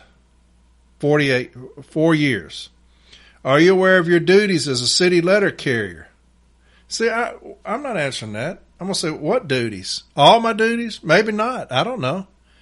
Are you aware of your duties as a city letter carrier? Yes. Think about these answers now before y'all answer shit. Are you aware of your duties as a city letter carrier? Well, fuck, I've got 1 million of them. You talking about the entire M41 handbook? No, I'm not aware of all of those. Which ones are you talking about? Think about shit before we answer. What a vague question. Are you aware of your duties as a city letter carrier? Yes. Well, now, hell, you've done made them aware that you know every single one of them. I don't know all my duties as a city letter carrier. I don't know all my duties as a city letter carrier, and I've been doing it 32 years. I'm sure you can find something that I'm not aware of. Are you aware of your duties as a city letter carrier? Yes. I'd say, hell, I don't know. Which ones you talking about? Yes or no? Were you at work on Monday, 9/11/2023? Yes. Yes or no? Were you assigned to route this day? Yes. Yes or no? Are you aware of the stationary events? Yes, I've been informed. Are you aware of the stationary events? No idea what you're talking about. Don't say yes. Don't say yes because their job is done. Are you aware of the stationary events? No idea what you're talking about. What are you talking about? Yes or no? Are you aware that you must get approval to deviate? Yes. Yes or no? Were you authorized to deviate? Yes. Yes or no? Are you aware that you only have 30 minutes for lunch? Yes. Yes or no? Are you aware that you're stationary for an hour at 6108 Comstock? Yes. You're getting disciplined. You're getting disciplined. Are you aware that you're stationary for an hour at 6108 Comstock? I'd say no. Well, we showed you this report. Well, that report says that, but I'm not aware that I was stationary forever. You didn't ask me if I was stationary. You didn't ask me what I was doing. Are you aware that you were stationary for an hour? I'm saying no. No. Anything else you'd like to add? Because their job is done. I thought it was within the distance to my route was the answer. As soon as you say yes, their job is done. I'm still going to come back if I'm a steward, and I'm going to say what you did is fruit of a poison tree because you spied on that man. That's how you came about that information. You used covert techniques to get this guy. You trapped him with covert techniques. That's fruit of a poison tree is how you came about that, and this discipline should be disallowed. Now, unfortunately, your dumbass president said it's an inconvenience what they're doing right here. So, but I don't care about that motherfucker. I'm filing. Don't ever admit to a stationary event. Don't ever do it. Are you aware that you were stationary for over an hour? No. That's what your stuff said, but I was not. That's what your scanner said, but I was not. So you're saying this is wrong. I don't care what it's saying. I wasn't stationary for an hour. Did you see me? Well, no. Okay. Am I free to go? Street management, addressing street inactivity. The DMS street inactivity report alone does not support corrective action. Delivery management system, DMS breadcrumbs. You should review and use all available and applicable data. Data integrity is the key. Most importantly, all data must be consistent with the charge. Use documented stand-up talks and discussions to show awareness of these rules. Now here's the investigative interview that they handed out. So this is the one that they're supposed to be using, okay? I'm going to read it to you. I'm going to send this to Jeremy, and I'm going to have him put this up on my episode, okay? I'll have him put this, y'all can print this out if you want. It's 41 pages, but get it and study it. It's one of the biggest things we're dealing with. Your business agents aren't going to do it. Your president's a bitch. Your executive vice president, he's in love with labor. He's out of the picture, right? We got lions trying to get in this motherfucker to wreak havoc. We got hyenas running around right now, licking each other's ass. Investigative interview. Date, investigative interview. Street management. Now, this is on there in II. Circle that. Highlight that. Investigative interview. Street management. It's on the II. Now, they'll start taking that off of there, but it's on the II. Street management. Where is that found? 134 of the M39 handbook. Right? 134 of the M39 handbook is titled what? Street management. So, beside that, I'm going to put, when I get a copy, I'm going to put 134 and 39 handbook. Employee management, management witness, NALC representative, time interview began. Now, if management comes in there and they have a management witness, note taker, they better not say a word. They better not make a peep or I will end that interview. I'll be interviewed by one supervisor. If they bring somebody else in there and they say something, shop stewards tell them to be quiet. Take control of that interview, right? So it says management witness note taker. So if they're making any kind of remarks, any kind of condescending remarks or gestures, stop the interview and say, hey, look, if you do that again, you're gone. Either you're gone or we're gone. Shop stewards, be a bull in there, man. Be a fucking bull. NALC representative, time interview began. Documents suggested, but not limited to, DMS breadcrumbs, maps, PS Form 1564A, documented service talks, tax employee all, PS Forms 3996, PS Forms 1017B, PS Forms 3999, 3999X, if applicable. Ensure appropriate follow-up questions are asked when applicable. This is an investigative interview. I'll be asking a series of questions related to your recent street inactivity. In accordance with ELM 6653, your answers are expected to be truthful and forthcoming. Those responses could be used to issue and substantiate disciplinary action up to and including removal. Do you understand what I've just told you? On this date, you were present at a service talk that discussed the current GPS system used by our scanners, its usage, and a review of several M41 and M39 duties required of city carriers. Do you recall this talk? On this date, I gave you a discussion in accordance with Article 16.2 because you, the infraction, failed to carry your scanner on your person while performing street delivery duties on this date. Do you recall this discussion? You are aware that employees are expected to discharge their assigned duties conscientiously and effective, correct? Stop them right there. Stop them right. That's accusatory, right? You're aware that employees are expected. You're telling me that I'm aware of something. That's accusatory. Stop that line of questioning. They can say, are you aware that employees are expected to discharge their assigned duties? Okay? Make them change that question. Anytime they say you are aware, I'm no longer being investigated. I'm even told. Okay, so make them change it. Here's the next one. You are aware you're required to follow your supervisor's instructions, correct? Stop that answer right there. So hold up. That's accusatory. Let's change that up. Because you can get charged with failure to follow instructions, right? You are aware you're required to follow your supervisor's instructions, correct? Stop that one. You're also aware that if you have reason to question these instructions, you must still carry out the order and desire to file a grievance after the fact, correct? That's accusatory.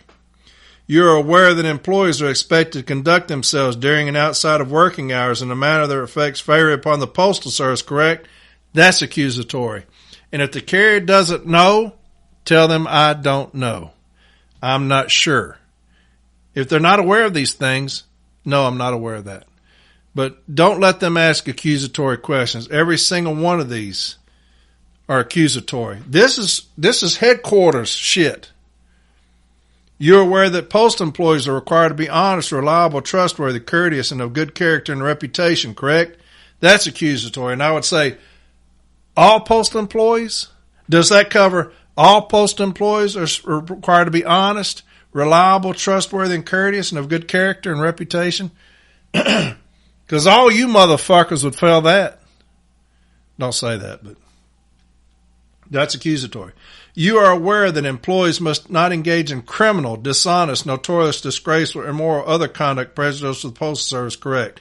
That's accusatory.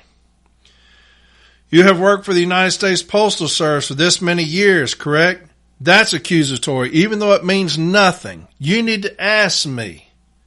How long have you worked for the United States Postal Service? You have been employed as a city letter carrier since this date, correct? All these are accusatory. On this date, you were assigned to this route, correct? Everything above this line should be asked in every investigation. In every investigation, I would stop them and tell them those are accusatory.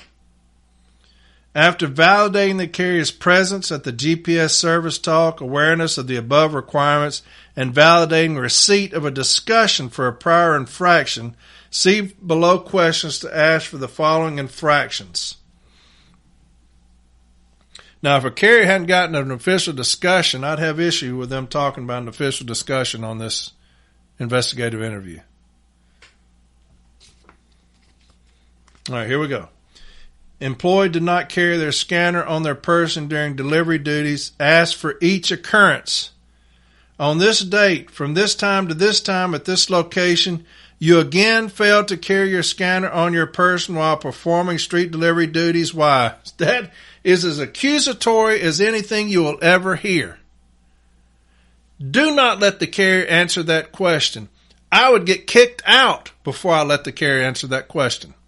They're going to tell me to be quiet and sit still. You know what I'm going to do? I'm going to be quiet, sit still, tell the carrier, remember that they said that. We're going to write this in a statement, okay? As soon as I get out of here, we're going to write this in a statement that I attempted to help you in here. They tried to hold me to a silent observer, and we're going to beat this shit on a wine garden violation, all right?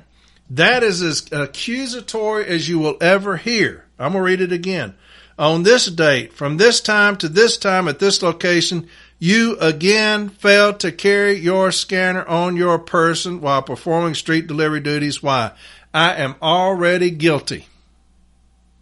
I am already guilty. That is accusatory. Do not let the carrier answer that question. Stop it. And then if I'm the carrier, I'm going to say I carried my scanner the whole day. And there's not shit they can do about it.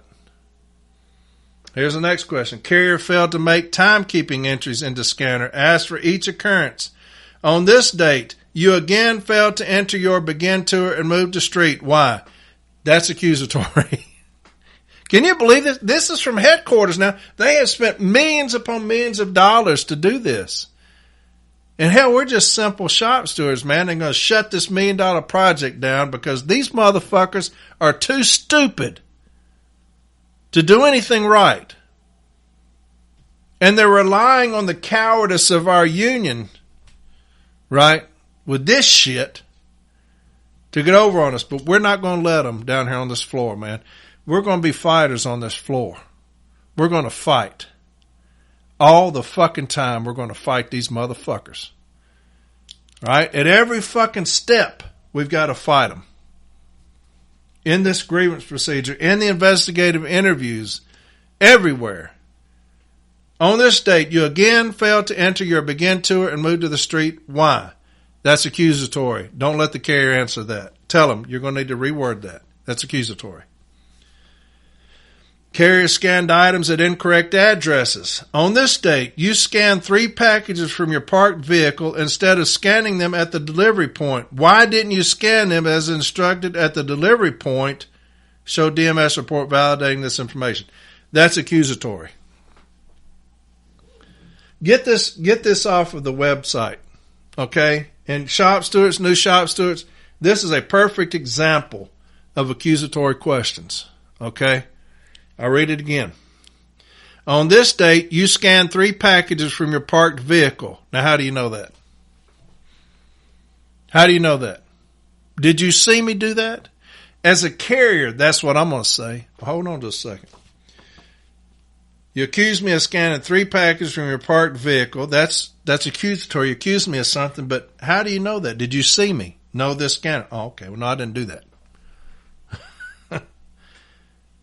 Why didn't you scan them as instructed at the delivery point? That's accusatory. I'm already guilty. Any question that makes me guilty is accusatory. Okay? Unauthorized line of travel. To and from your route or to and from lunch or break. On this date, did you request to take a different line of travel to and from your route other than what has been approved?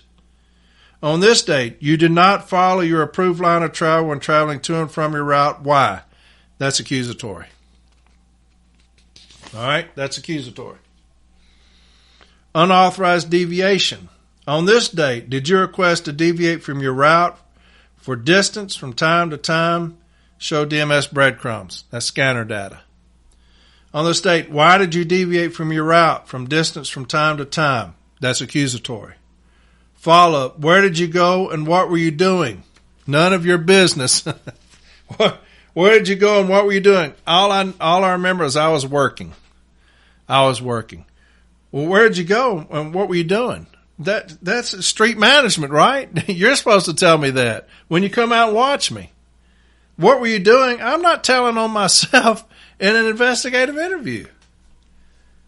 Listen to that. Where did you go and what were you doing? None of your fucking business. I was working, is what I was doing. Prove me wrong, because you can't use that MSP data. Prove me wrong. You can't. The only way you can get me is if I tell them myself. Unauthorized lunch or break location. On this date, where did you take your lunch? Please review your PS Form 1564A. Is this an authorized lunch location? I don't have to always eat at an authorized lunch location. I've got step 4s that say I can do whatever in the fuck I want to do during lunch. I can go to the bank. I can go to the park. I can do whatever I want to do. It's my time. On this date, why did you take your lunch at this location, which is not an approved location in accordance with your PS Form 1564A? That's accusatory. Did you request to take your lunch at this location? You answer that however you want to. I say I don't have to request to go to the bank for my lunch time. I don't have to request to go to the park for my lunch time. That's my time. Expanded their lunch or break. On this date, where did you take your lunch? You are aware that your lunch period is 30 minutes and that includes travel to and travel from lunch, correct? On this date, including number of minutes to travel time, you took this much time for your lunch at location and time to time show DMS breadcrumbs. Damn. Why did you expand your lunch time on this date? That's accusatory. Don't let them answer that. They need to say, did you expand your lunchtime? But you'll have these stop stewards that don't know any better because they've not been trained properly because our business agents aren't doing a fucking thing. And we have no national training on anything because our president is a dumb fuck. And so they will get away with these questions and answers, right? Because our shop stewards, every single one of them has not been trained on the most basic of things, investigative interviews, and how to protect our carriers. I'll read that again. Why did you expand your lunch time on this date? That's accusatory. Don't let your carrier answer it. On this date, are you aware that you were paid for this number of hours of work? Stupid. Took a lunch after no lunch was requested and approved. On this date, did you request to take a no lunch? On this date, did you take a lunch? Be careful. Be careful. Records show you took a total lunch break at this location from time to time. What records? What records? Shop steward. Make sure they're showing us the records. Say, hey, can you show us the records, please? If they say anything other than, yes, here's the records, we're going to have an issue with that, right? Because we have to be thorough and objective. Records show you took a total time, lunch break at this location from time to time. Make sure they show us the records. Why did you take a lunch when a no lunch had been requested and approved on this date? That's accusatory. Unauthorized breaks. On this date, where did you take your breaks? Records show that you took one additional break of this time at this location and a second additional break of this time at this location that day, totaling this many minutes. Please review your approved PS Form 1564A. Were either of these an unauthorized break location? Were either of these an authorized break location? On this date, why did you take additional and unauthorized breaks totaling this much time? That's accusatory, but it goes perfectly with the unsafe scanner message. Take authorized breaks to beat the heat. This right here is a perfect example of what we're talking about. Please review your PS Form 1564A. Were either of these an authorized break location? On this date, why did you take additional and unauthorized breaks? So anything that's not authorized on this PS Form 1564A, which means any additional breaks to beat the heat, they're saying is unauthorized breaks. Okay? You can put this in with those scanner grievances. Are you on the 10 or 12 hour OTDL work assignment list or non-overtime list? Would the employee assistance program be an assistance to you? Is there anything you would like to tell me or think I should know before I view this and other relevant information and consider a need, if any, for discipline? So, there you have it. There's the investigative interviews. Every question is accusatory. And that's $1 million program. Street management, addressing street inactivity. Heat illness prevention program precautions. Heat illness prevention program, safety talk, HIP. The purpose of the Postal Service's heat illness prevention program is to protect our employees against heat-related illnesses. And there's your grievance, okay, when they falsify it. Because the HIP program is to protect our employees against heat-related illnesses, and they falsified it. Very easy grievance, but our dumbass president says there are just some discrepancies. A copy of the HIP and HIP poster will be posted in a conspicuous place in every Postal Service facility and will be available for review by all employees. The HIP poster can be printed from the Safety Resources Tool, A to Z, OSH Topics, and additional posters, vehicle stickers, and badge cards can be ordered from the Topeka NDC. The HIP is triggered during the period of April 1 through October 31 and at any other time when weather reports issued by the National Weather Service for a particular work location indicate that the outdoor heat index temperatures are expected to exceed 80 degrees during the course of a workday or work shift. To assist in recognizing the signs and symptoms of heat-related illness, all employees will be provided the below visual aids illustrating the various symptoms of and proper first aid responses to heat-related illness. These visual aids may be used to assist in identifying common signs of heat-related illness and provide appropriate actions to help guide decisions to seek medical attention. Then they got over here, take extra caution when HIP is active. Physically check on them if inactive during HIP as needed. We want to avoid OSHA retaliation litigation. Street management, addressing street inactivity. Note, many of the delivery tools data are only available for 30 days. Any documentation evidence relied on when considering corrective action must be shared, discussed with the employee during the investigative interview and provided to the union when requested. Maintain a quality original copy of the complete file in a secured location. Use a color printer for maps when possible. Make sure those are shared with and provided to the employee union during the investigative interview and grievance process.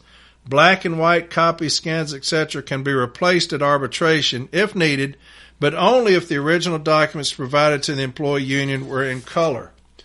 PS Form 1564A outlines delivery instructions for the city carrier route to include administration of route details, i.e. vehicle number, regular and replacement carriers' names, locations of CPMS, points, locations of P&L and relay points, line of travel from office to route to lunch, lunch to route, and route to office, authorized lunch period, authorized lunch and break locations for regular and replacement carriers, forms reviewed with carriers and authorized by signature of the postmaster, carrier route book maintenance and case labels, mandatory stand-up talk, service talk describing needs for requirements and authorized of route book material, talks about the mandatory stand-up talk, MDD TR scanner accountability for city letter carrier mandatory stand-up talk, talks about all carriers must carry the scanner on their person at all times. Handbook M41 and M39 city carrier requirements, efficient service, diligence and promptness, authorized deviations, lines of travel, lunch information, discharge of duties, obedience to orders, behavior and personal habits. Accessing street inactivity reports in DMS, and it shows you how you're going to do that. Talks about total opportunity hours. It's got regions, Atlanta, Central, Southern, Westpac, districts, MPUs, delivery units. And it's got all the total opportunities and hours on there. Accessing street inactivity report in DMS. It's got the zip code, route ID, employee, device ID, event start times, event end times, duration minutes. Accessing street inactivity reports in DMS, links to USPS DMS.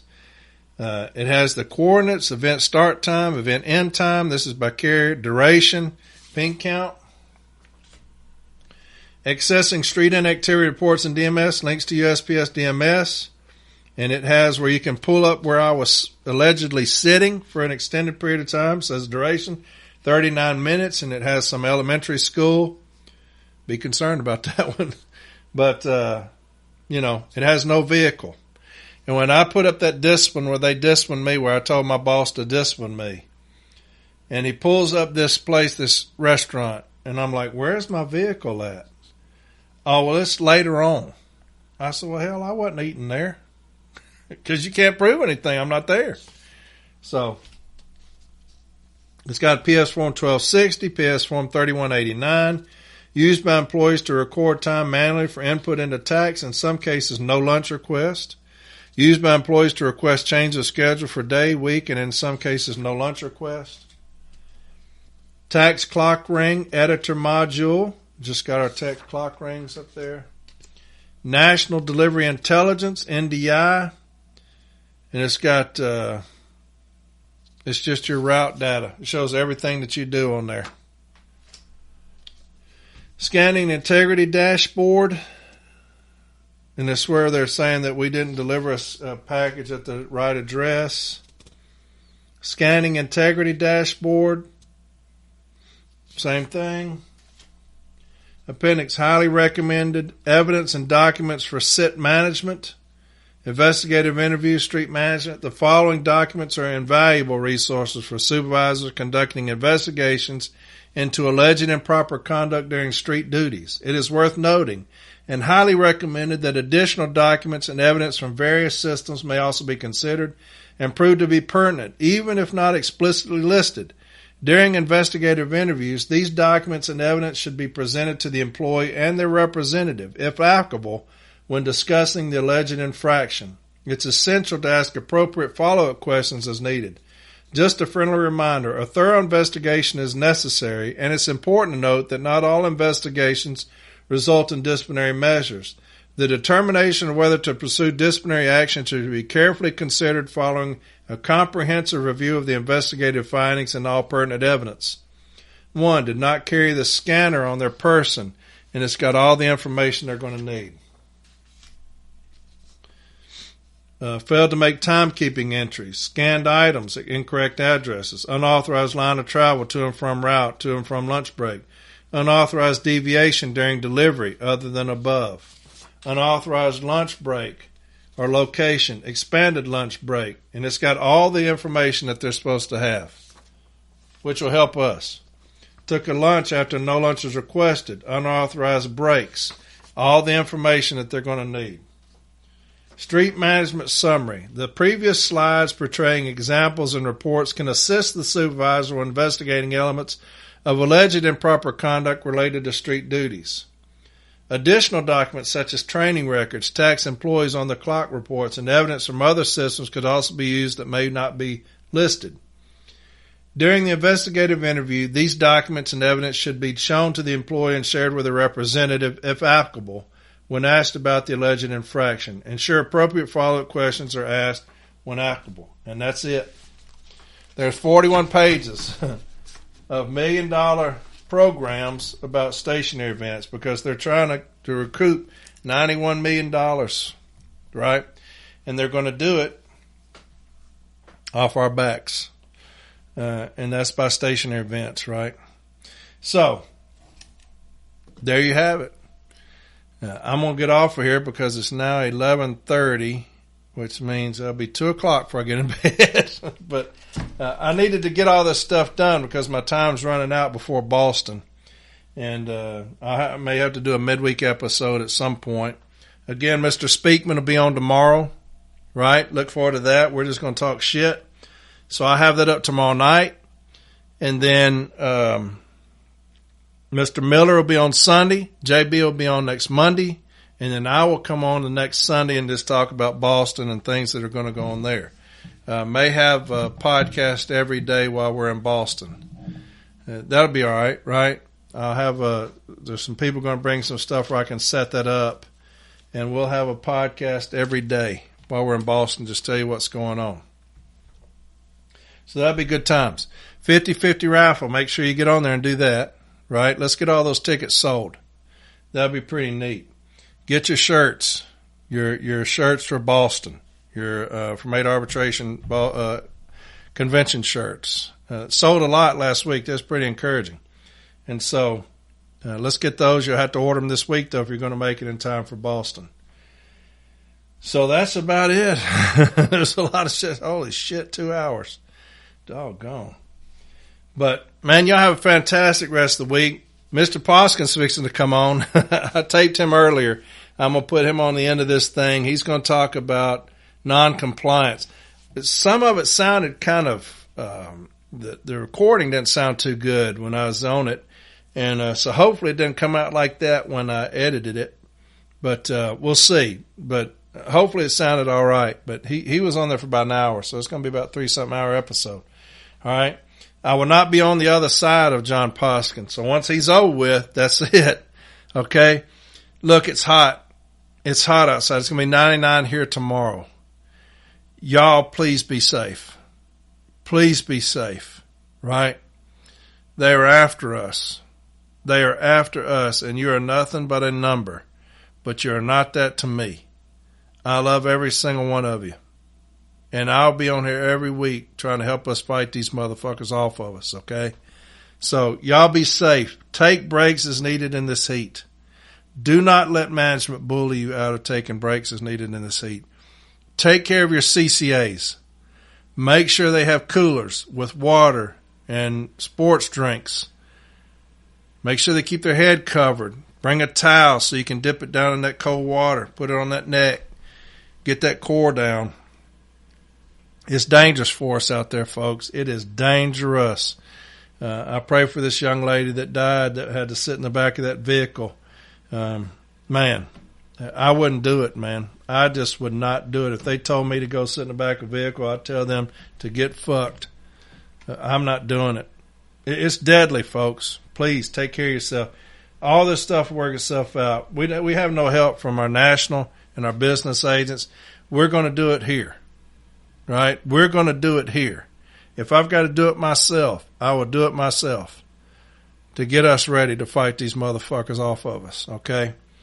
I love each and every one of you. I do. With all my heart, I love you. And I'm here. I'm here for you. Right? So y'all have a fantastic week. Be safe. I'll see you tomorrow with Mr. Speakman. All right? Until then, I love you. Y'all take care of yourself. Bye.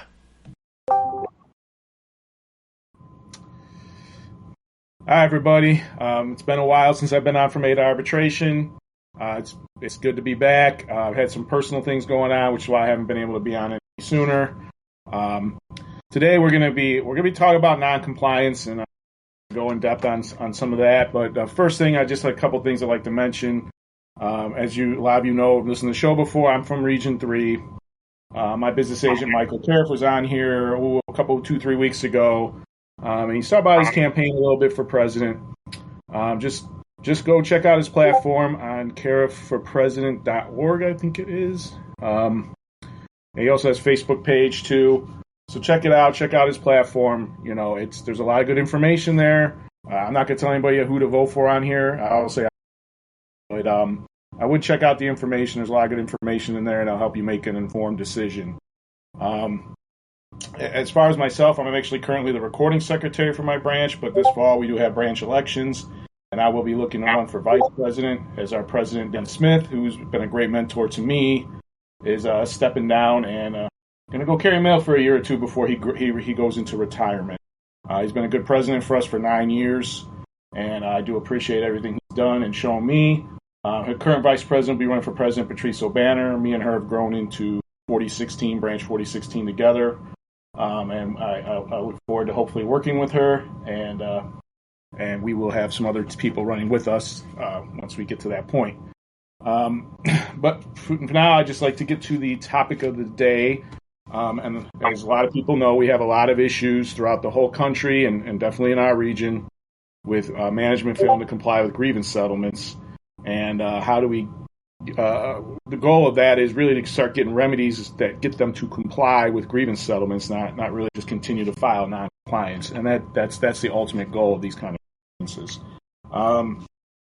So to start off, I'd like to talk about there's a grievance starter that any member can pull in their member document section on NALC.org. And I always think these are very useful, especially for newer stewards. But even I use them a lot of times, setting them aside when I'm typing or writing contentions, because first of all, I could copy and paste a lot of contract language more quickly this way than going into the contract and finding them in various spaces, though this one's mostly article and stuff, so it's not too bad when you're searching.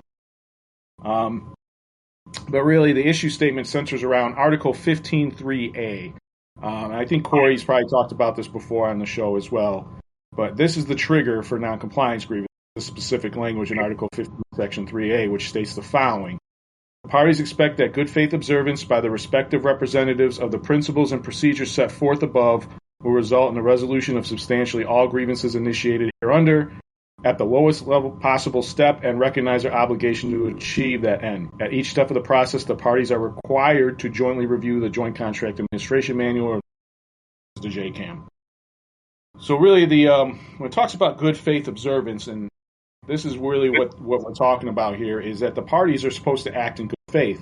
So once you have a signed agreement that something's going to happen, it's expected that will happen. And normally that would be management correcting a violation of the contract, whether it's a cease and desist instruction, agreement to comply in the future, or whatever it may be. And then if there's a monetary component or a training component or whatever the case may be, these things are expected to be done. Sometimes there's a time frame even in which they should be done, agreed to by the parties.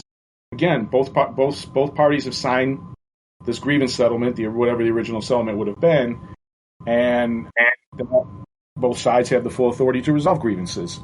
They met with the union and management, whoever the representatives in there, a supervisor and a steward, arbitration advocate and a labor specialist, whoever it may be, the business agent and the area labor manager. Any one of these members, they could resolve these grievances at their appropriate steps.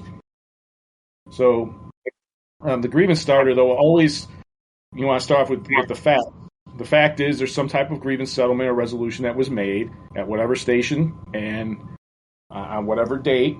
And usually there's some type of local grievance number, or you use a GATS number, or whatever you're using to designate it.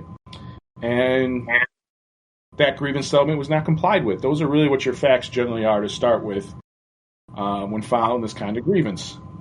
And then if it does contain, say, a Step B decision or something is inside of the file, it's one of the, say, you cite previous grievance settlement or settlements.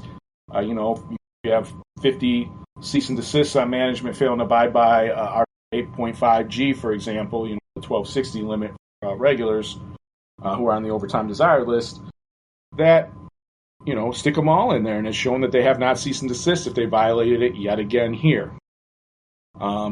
Or if they just didn't pay a remedy on a specific grievance, then that would be what you're citing here, is that specific grievance, and then if there's a history of them not paying on time, you could cite all those other grievances as well where they didn't pay on time, and you had some type of resolution to that. So that's what we're referring to here.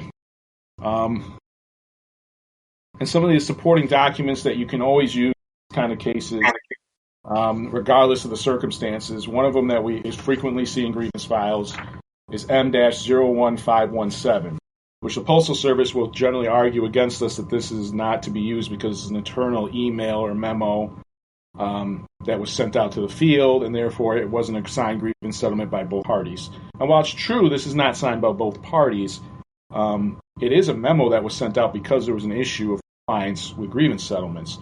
And this was signed by a former Postmaster General, Patrick Donahoe, who at the time was a Human Resources Area Manager, something like that. But the important line here that states, compliance with arbitration awards and grievance settlements is not optional. No manager or supervisor has the authority to ignore or override an arbitrator's award or a signed grievance settlement. Steps to comply with arbitration awards and grievance settlements should be taken in a timely manner to avoid the perception of noncompliance, and those steps should be documented. And really, even regardless of whether this is a settlement or not, this shows the Postal Service's position on grievance settlements, that compliance is not optional. Managers don't have the right to just ignore a grievance settlement because they don't like it or they don't agree with it, especially when it's handed down from a higher level. I've actually seen that. I don't agree with that, so I ain't doing it. That's ridiculous. It's a signed grievance settlement. You don't have a choice. Grievance settlement is a binding document. It binds both parties. No manager or supervisor has the authority to ignore or override it. So right there is pretty clear. And then the steps to comply should be documented. In other words, if we ask for documentation to show something's being complied with, they should be able to provide that documentation.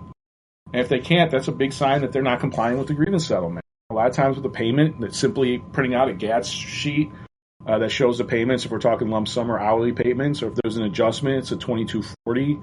Those kind of documents should not be hard for management to provide if they've actually complied with something, agreed to a settlement, and that they were required to do an adjustment, payment, or whatever it may be. Another good supporting document that I like to see frequently is M-01492, which is the USPS NALC Joint Statement of Expectations. This is signed by both parties, Postal Service and NALC. Back when William Young was president, he signed this with Postmaster General Potter. So this is what the parties have agreed to, is what they expect in the grievance process. In the first paragraph there says the parties at the national level commit to the following principles of conduct when addressing disputes under Article 15 of the National Agreement. Noncompliance is Article 15. We believe these principles are essential to the effectiveness of any dispute resolution process, as well as effective working relationships between the management. Our expectation is that these principles will guide union and management representatives at all levels of the organization.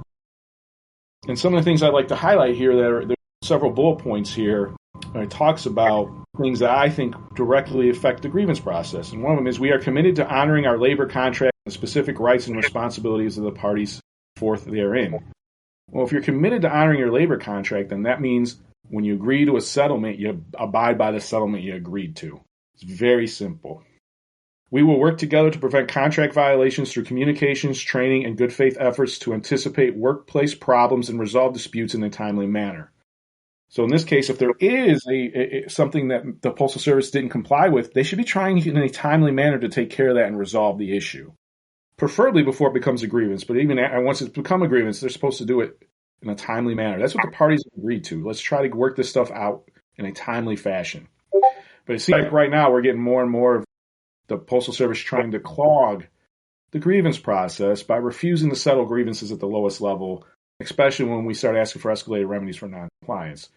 Instead of just complying with grievance settlements to solve the issue, instead they're trying to have labor as a shield to try to get out of paying escalated remedies or even complying with things they don't agree with or whatever it is. That's becoming a frequent problem. And it goes completely against what they've agreed to in this document. So we really should be, I would really think, I don't see this document in enough grievance files for noncompliance. I actually think it's a good document and we can use some leverage on here with proper contentions written with it. Maybe some people out there have done some really nice contentions with this. I'd like to see. It also says we are committed to eliminating abuses of our grievance arbitration procedures, such as the filing of unwarranted grievances to clog the system or a refusal to resolve grievances even when there's no legitimate differences of opinion between the parties. And that last part is a big problem right now, a refusal to resolve grievances. A lot of times I'm sitting across from a manager and they're just not resolving the grievance because they'll say something like, oh, my boss told me not to, or I can't do it, or even though we've agreed to this 50 times before, I can't agree to this the 51st time. Really? That's just absurd. And it's creating a big backlog at Step B and pending arbitration. At least in Region 3 it has, and I think that's other parts of the country have some of this going on as well. And it's simply not acceptable. And then we will make every effort to resolve our disputes in a professional manner and to avoid any unnecessary escalation of disputes which may adversely impact adherence to the principles or adversely influence union management relationships at other levels of the organization. Well, I've just seen the Postal Service's behavior here is completely in contrary of this with what's going on right now out there. The relationships have gotten worse. A lot of times I'm literally been insulted by managers sometimes when we start asking for extra remedies or things like that. When they really are the ones that are not doing what they said they would do, yet they want to try to make the union look bad or look like we're the bad guy. And that's not a good way. That's not going to, have a good union management relationship, which is ultimately what the dispute resolution process is supposed to be about. We're supposed to work together to resolve these issues. And once something's resolved, both parties are to abide by what they've agreed to. Yet the other party here, and that would be management, time and time again spits in the face of these resolutions. And it's just completely unacceptable. And membership's getting very upset about it because when they get a grievance settlement that says something, they expect that what is said in that grievance settlement will happen. And a lot of times it's not. So this is why we're going to spend some more time on this. Another document that is useful here is M-01384. And this was signed by Vincent Zambrano and whoever Richard Murmer, but he's a labor relations person at the time. This basically just says that even a non-ciable, non-precedent setting settlement can be cited to enforce its own terms, which to me a lot of times means if the Postal Service has agreed to either cease and desist or do something in the future, if they don't abide by that, then then that document would be citable because we're trying to enforce the terms of that document. So even sometimes we use that language cited if it says something that we're supposed to do in the future, or a cease and desist, or management will abide by, or whatever the language is, management will refrain from. I've seen all sorts of different versions of this language, and I know there's opinions out there about what's better or what's worse, but ultimately, if they've agreed to do something, no matter the terms, me as an arbitration advocate, if you put that manager on the stand whether they agreed to cease and desist or abide by in the future, I'll simply ask them, what was your intent here? Was your intent to abide by those contract provisions? And were they going to say no? No, of course they're going to say yes. And an arbitrator is going to see that, and there's 30 of those in there. It's going to have an impact. So, we need to do that. Another document, and this one's more recent, maybe a couple years ago, 2021, I guess, M-01967. And this is a district court decision that was based on the Postal Service was trying to vacate an award out of Tennessee. I believe Corey was the advocate that awarded a lot of money to the carriers. And really what the Postal Service was trying to argue here is that there was two things so they should have set aside the arbitration award by arbitrator Roberts in this case. One of the arguments the Postal Service tried to make is that the Postal Service is a branch of the federal government, and they were shielded by what's called sovereign immunity, which basically means that federal entities cannot be sued or for punitive damages. But the court found the following. It said, absent a waiver of sovereign immunity, the federal government is normally immune from suit. However, Congress has waived sovereign immunity for certain federal entities by including a provision that the entity can sue and be sued. So further in the award, and this is on page 8 in the court decision, in USPS's enabling legislation, Congress stated in no uncertain terms that USPS can sue and be sued in its official name.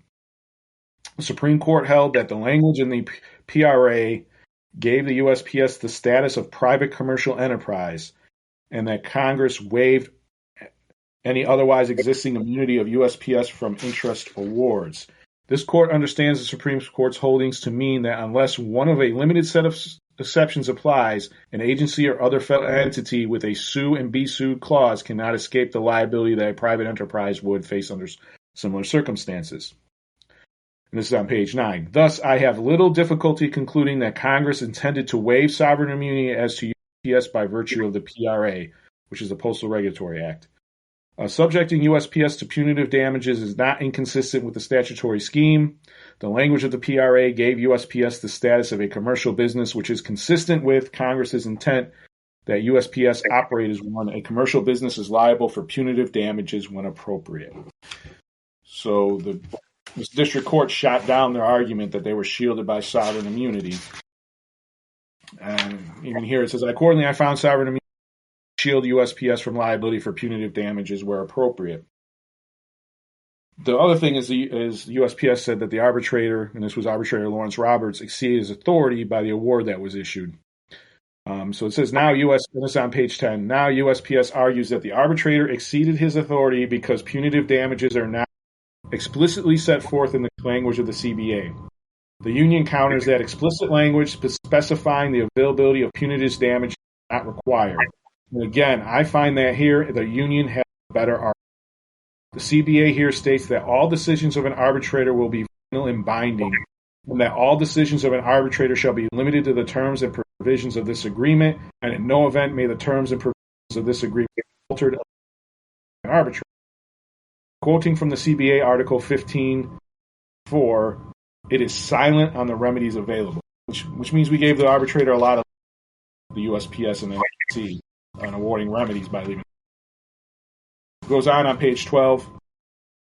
For one, the CBA here is silent as to the remedies available to the arbitrator. And surely an arbitrator is permitted to order a remedy that is not expressly detailed in the CBA.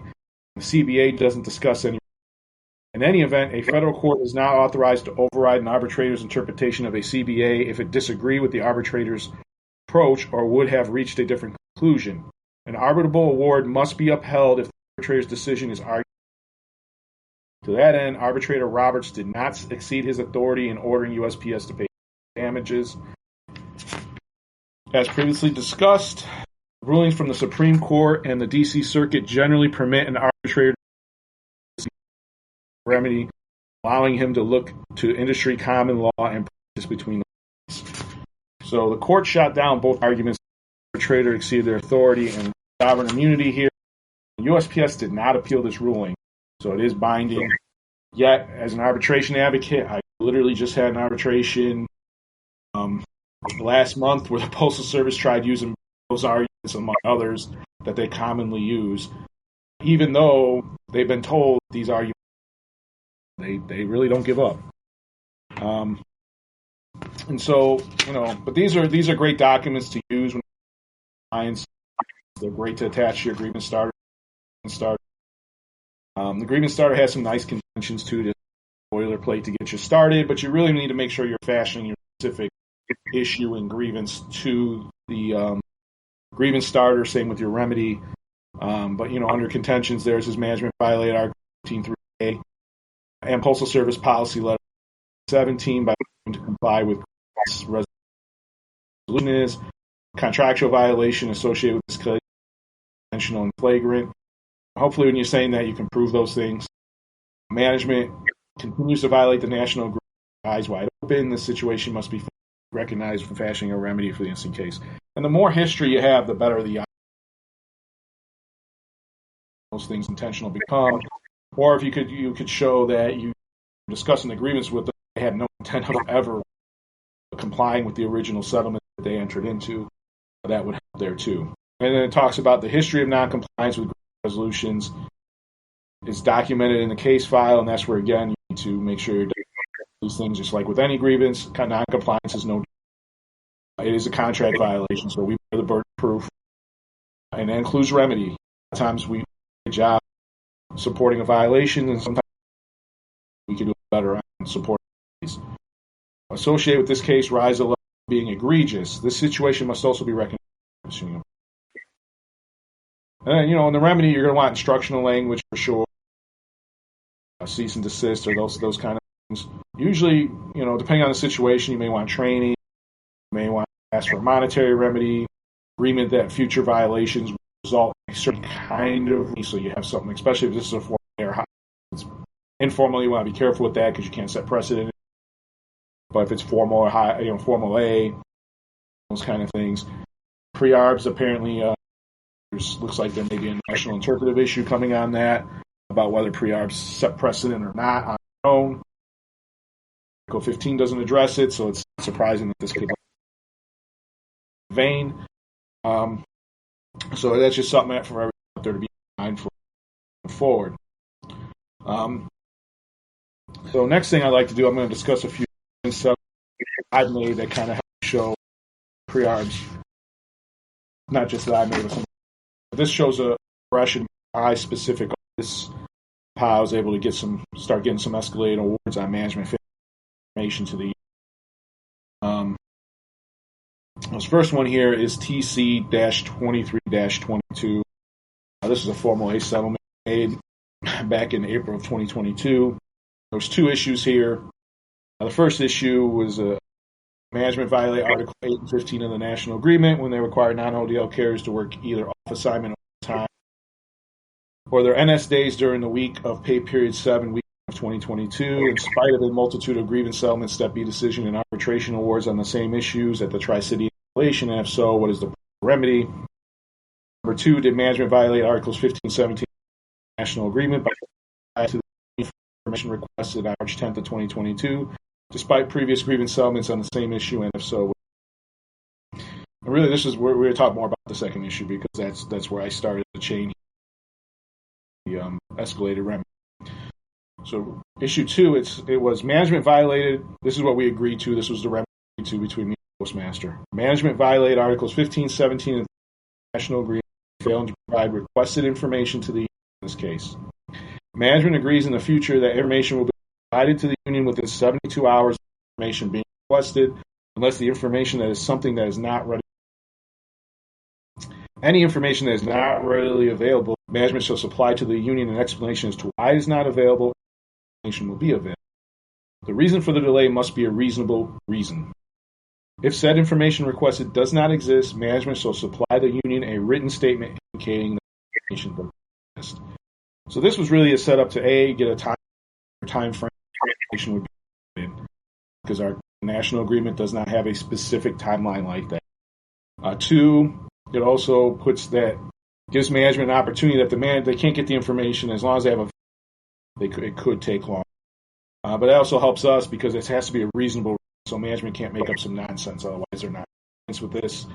And if it doesn't exist, they have to give us a written statement. That, first of all, if they try to lie and say it doesn't exist and we can exist, now we got them in writing, lying about it.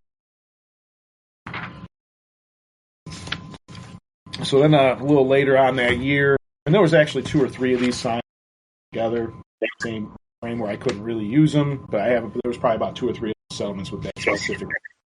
I got another one later on. This was TC-133-22. Did management violate Articles 15? And that was always the key. You always got to cite 17 and 31 of the national agreement by failing to provide requested information to Steward Poskin within 72 hours of his information request, dated October 29, 2022, in spite of several previous grievance settlements on the same issue, and if so, what is the remedy?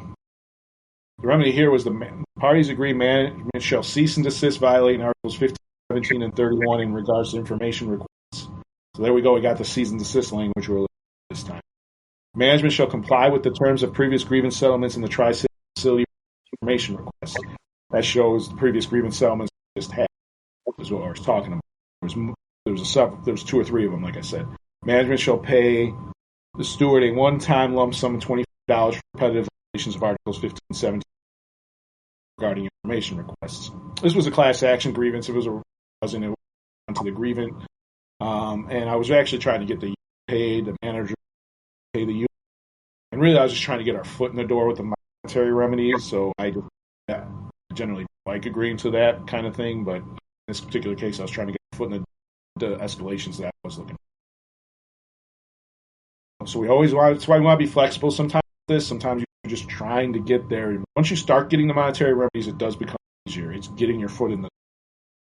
Management shall provide proof to the union signatory of this agreement. Proof all have been 14 days in settlement. And I always recommend when it comes to payments or trainings or anything, you try to get to agree to in there. It doesn't have to be the 14 days. It could be less, could be more, depending on the circumstances. But I always recommend the time someone writes a grievance settlement. So then we progress further, and this would push us into 2023. It's another formalized settlement involved in this issue.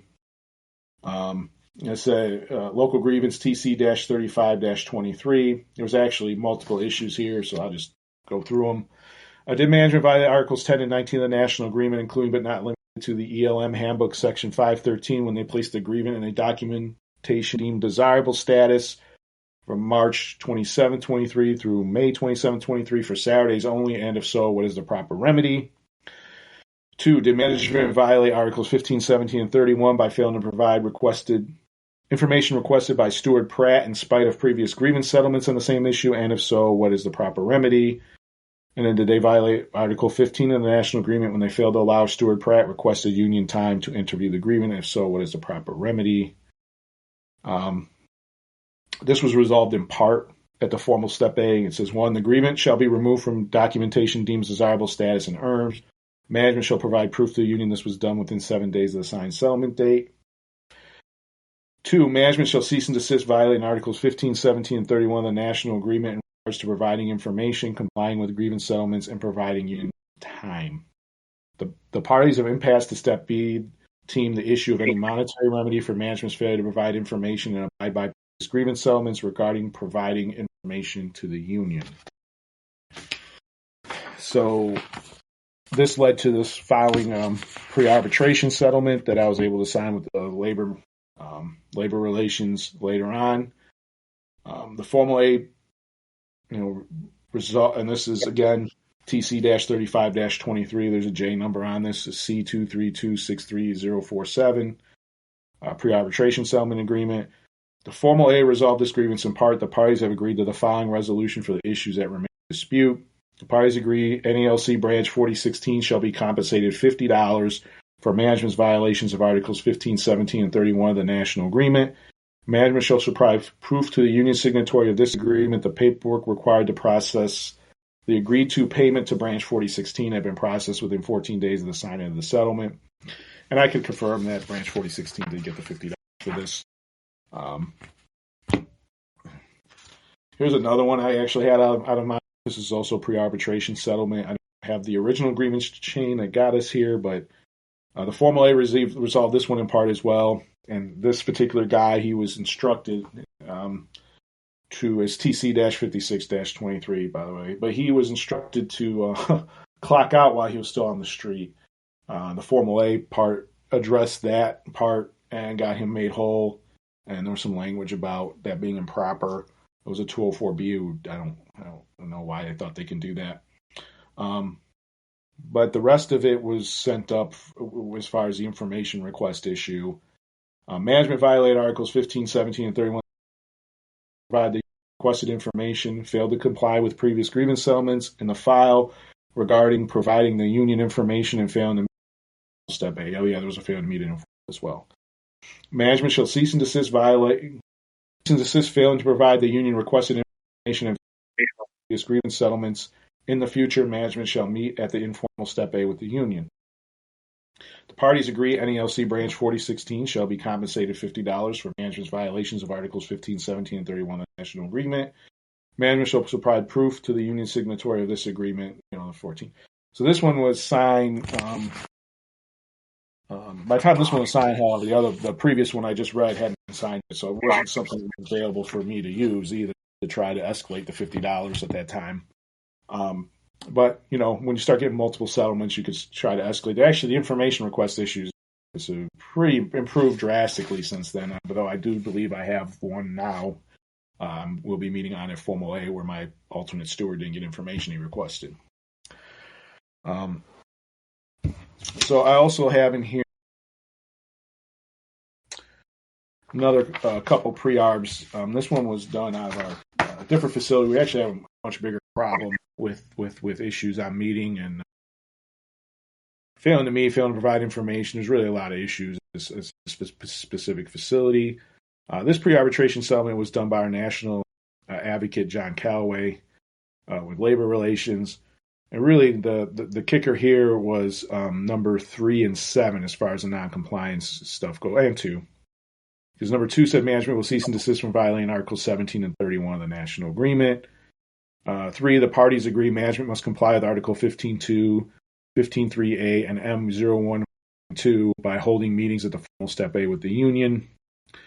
And number 7, management will pay NALC branch 4016 a lump sum payment of $200 due to repetitive violations of Article 15 of the National Agreement. This payment will be made to branch 4016 within 60 days of the signing of the settlement. So this was an admission that there have been repetitive violations of Article 15 in this specific facility. The other parts of the settlement had to do with the specific grievance, so that's not really what we're here to discuss today. So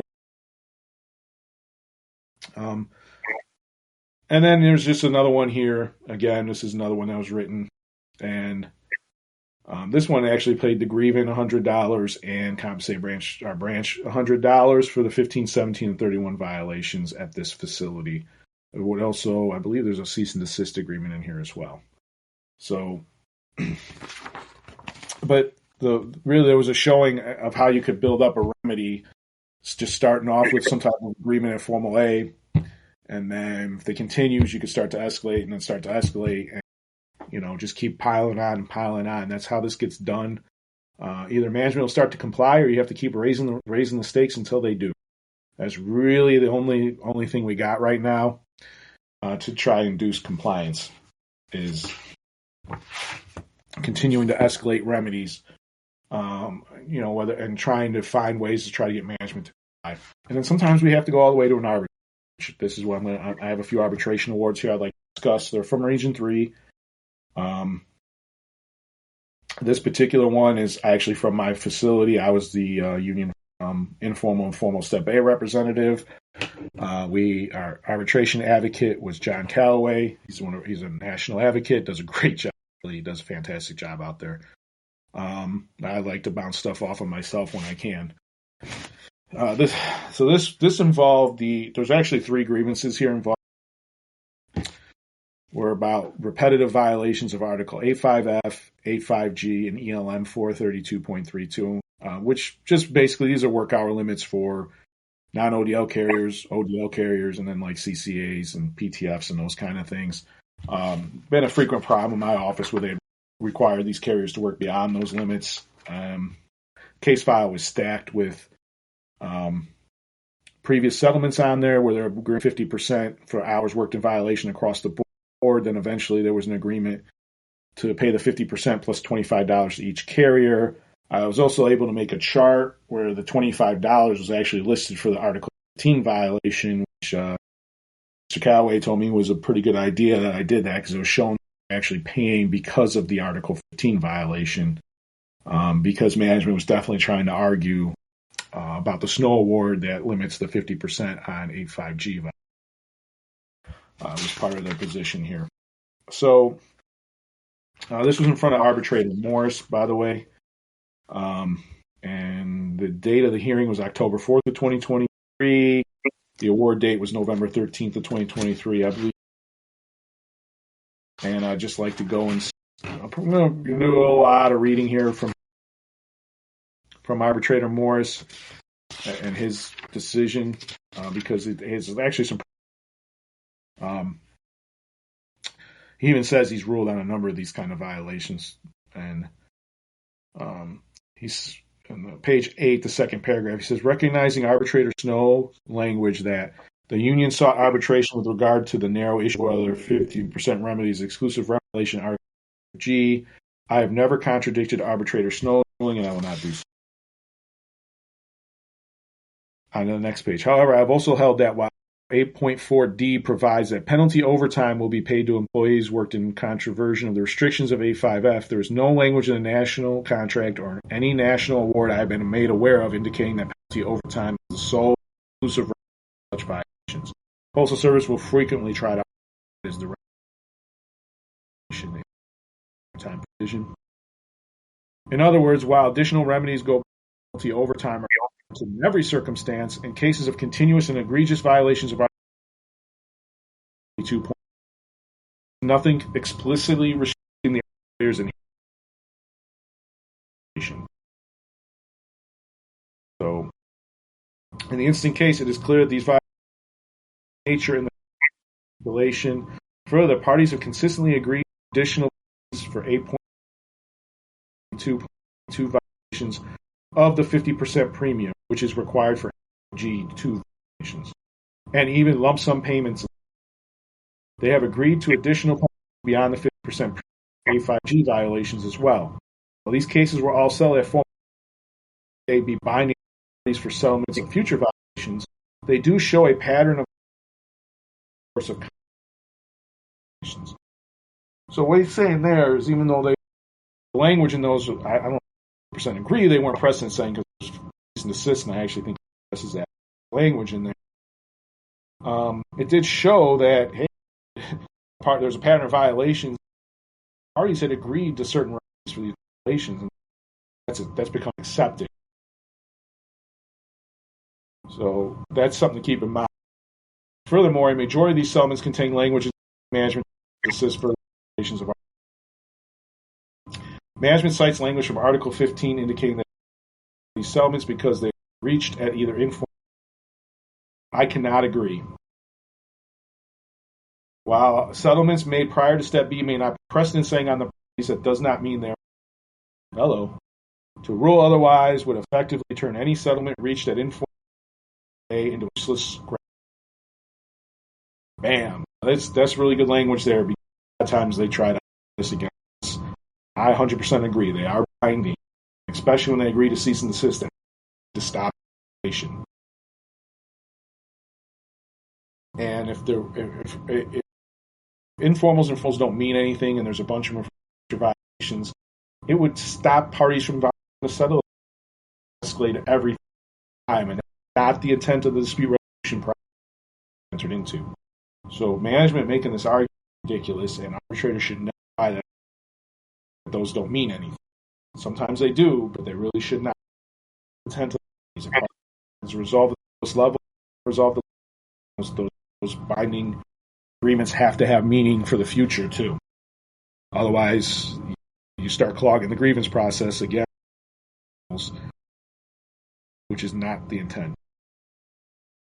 Furthermore, while none of the settlements in the file regulations explicitly say they are precedent, it must be noted that cease and desist language is, by its very nature, prospective.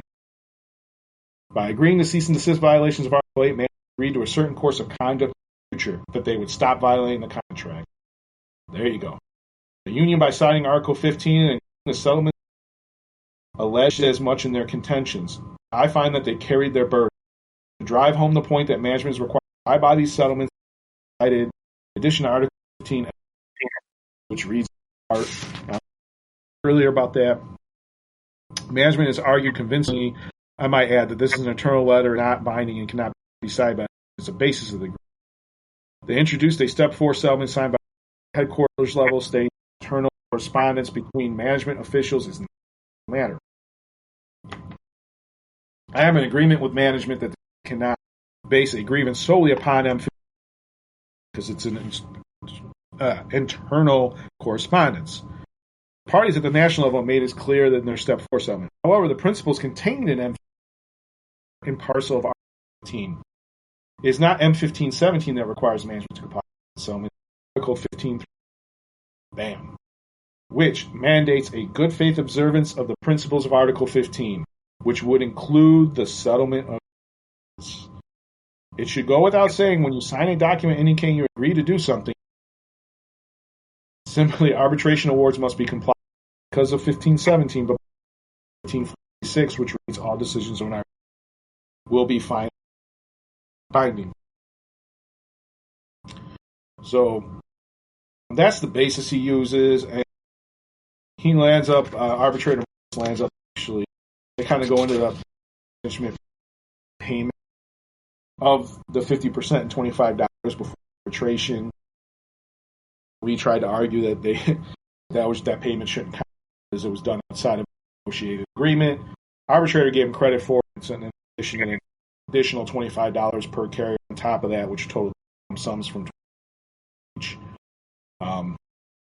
for these three cases. And I also, at that time,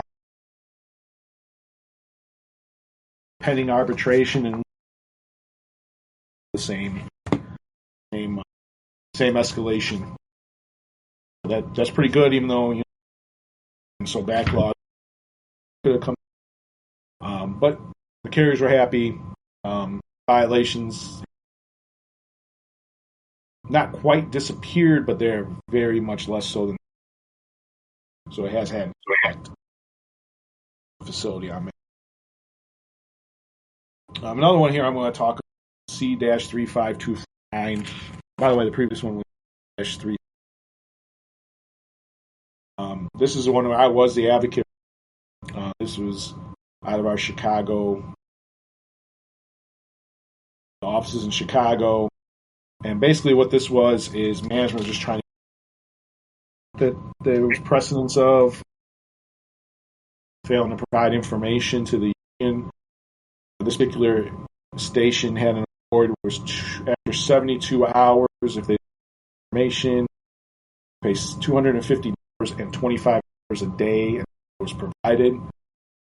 As of the date of the arbitration hearing, which was July 8th, 2020, this was in front of arbitrator. They still hadn't provided the information. I think it was October 14th of 2020 is when it was actually. So the total had gotten quite large by then. I don't really know if and when after this even supplied the information with this branch. But in this particular case, management was trying. I'm not going to. This one is. But they tried to argue it wasn't arbitral. They tried arguing timeliness issue. The problem, grievance wasn't properly appealed to Step B with the. The problem was their Step B representative make that argument. So part of the routine, if they don't make it at that step, they can't, and then carry it. They can't make it later steps. So arbitrator. The arbitrability argument. The Postal Service tried arguing basically the union and purposely sat on grievance in order to build up, which is a ridiculous argument because all they had to do to turn off the clock at this at any time provide the information to the union. And they could have walked an arbitration point to the date that they gave the union all the information, and it would have stopped 20 hours per day.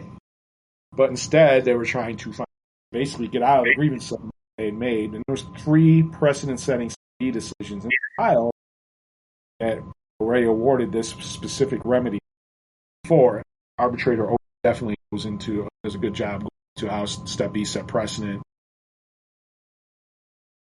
And so they were bound by these, and by it now in this particular. I remember the management advocate supplying to the Form A representative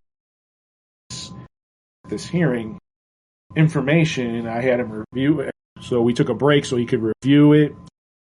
Out of the 6 things they requested, it was part of one, which was pretty laughable. So ultimately, arbitrator lands up using the JCAM language too. Time was on page 4117. Still the same language there that we can cite. Pennsylvania remedies. And sustain the grievance. The service is to pay the grievance $200 plus $25 a day beginning with October 18th of 2021 until it fully complies with the October 14th, 2020. So he kept the clock even running until they actually provided information to. And this is just an illumination of how we'll try to get out of grievance made. That's not good faith negotiating in any way, shape, or form. Trying to get out of to.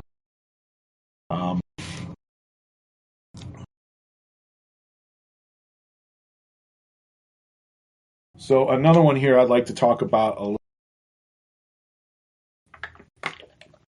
This was our advocate was Scott Jackaway for this one. This was also in front of arbitrator Obi out of the Oak Brook installation. Scott, by the way, he was first time I TA'd a case. I worked with Scott. Really good advocate. I learned working with him that day is actually what made me part of what made me decide I wanted to be an advocate at some point. Probably about 3 years before I actually went to be an advocate. But I learned a lot from him on that particular case, and it was a good experience. So Scott does a really great job at putting together cases. As a matter of fact, I think another discussing here in front of arbitrator O'Connor next will really be illuminative of some of the issues going on in our region about compliance.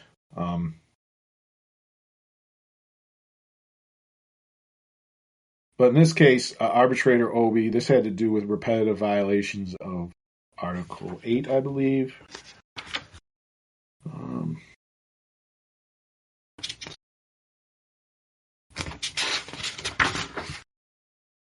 And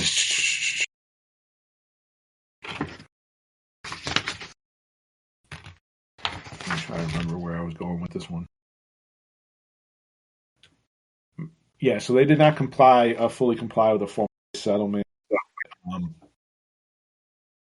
And the award was not fully implemented. He gave them 14 days of the issuance of this award. They'll pay $25 a day until it's fully implemented. It is further ordered that they will catch up all weekly cases pending at both Oak Brook and WE's extended DRT decision date. Yeah, management is ordered to cease and desist in failing to comply with its obligations under Article 8 of the National Agreements, and future violations shall lead to escalating remedies. That's some really good language for a trader there. Management is also ordered to cease and desist from its documented practice of noncompliance with Step B decisions and grievance settlements. Failure to comply with the cease and desist order shall result in escalating remedies. Compensate each ODL carrier at the Oak Brook Station a lump sum of $250 to be paid within 30 days of the issuance of the award for the noncompliance with the Formal A grievance settlement, due delay in payments due to them processing Article A cases. If the payment is not made within 30 days of the issuance of the award, an additional $50 lump sum payment will be made to each ODL carrier per week until paid. So really what's going on here is there was a lot of Article 8 violations here where the Postal Service would agree to pay the carriers if they met, which it sounds like was also an issue here a lot in this particular postmaster meeting with the union out of the specific facility. So for this, and this is the last one I want to. This one is also from the Oak Brook facility. Once again, it was Scott Jackaway was our arbitration advocate, and this is in front of arbitrator O'Connor. And I want to illuminate this one because labor relations, how they look at compensatory and escalated remedies, how he was even went into as far as saying this was a kind of a regional. And I think this was presented in such a way by Scott in order to get this kind of award. He did a really good job of presenting this in a way where this would actually be happening. And so I'll try to read some of Mr. Arbitrator O'Connor's reasoning here, and then also go into the actual award itself.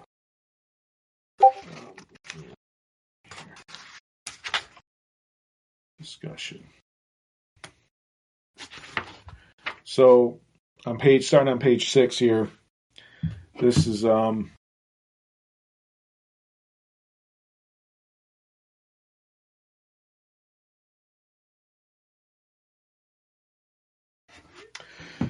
role of the arbitrator in deciding the case.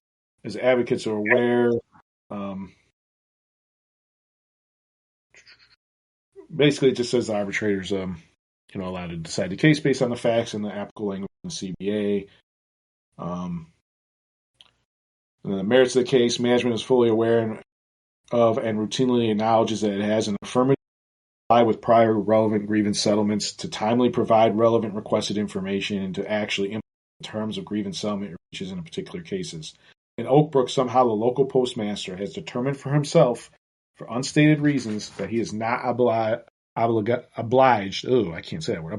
to fulfill such ordinary obligations of his.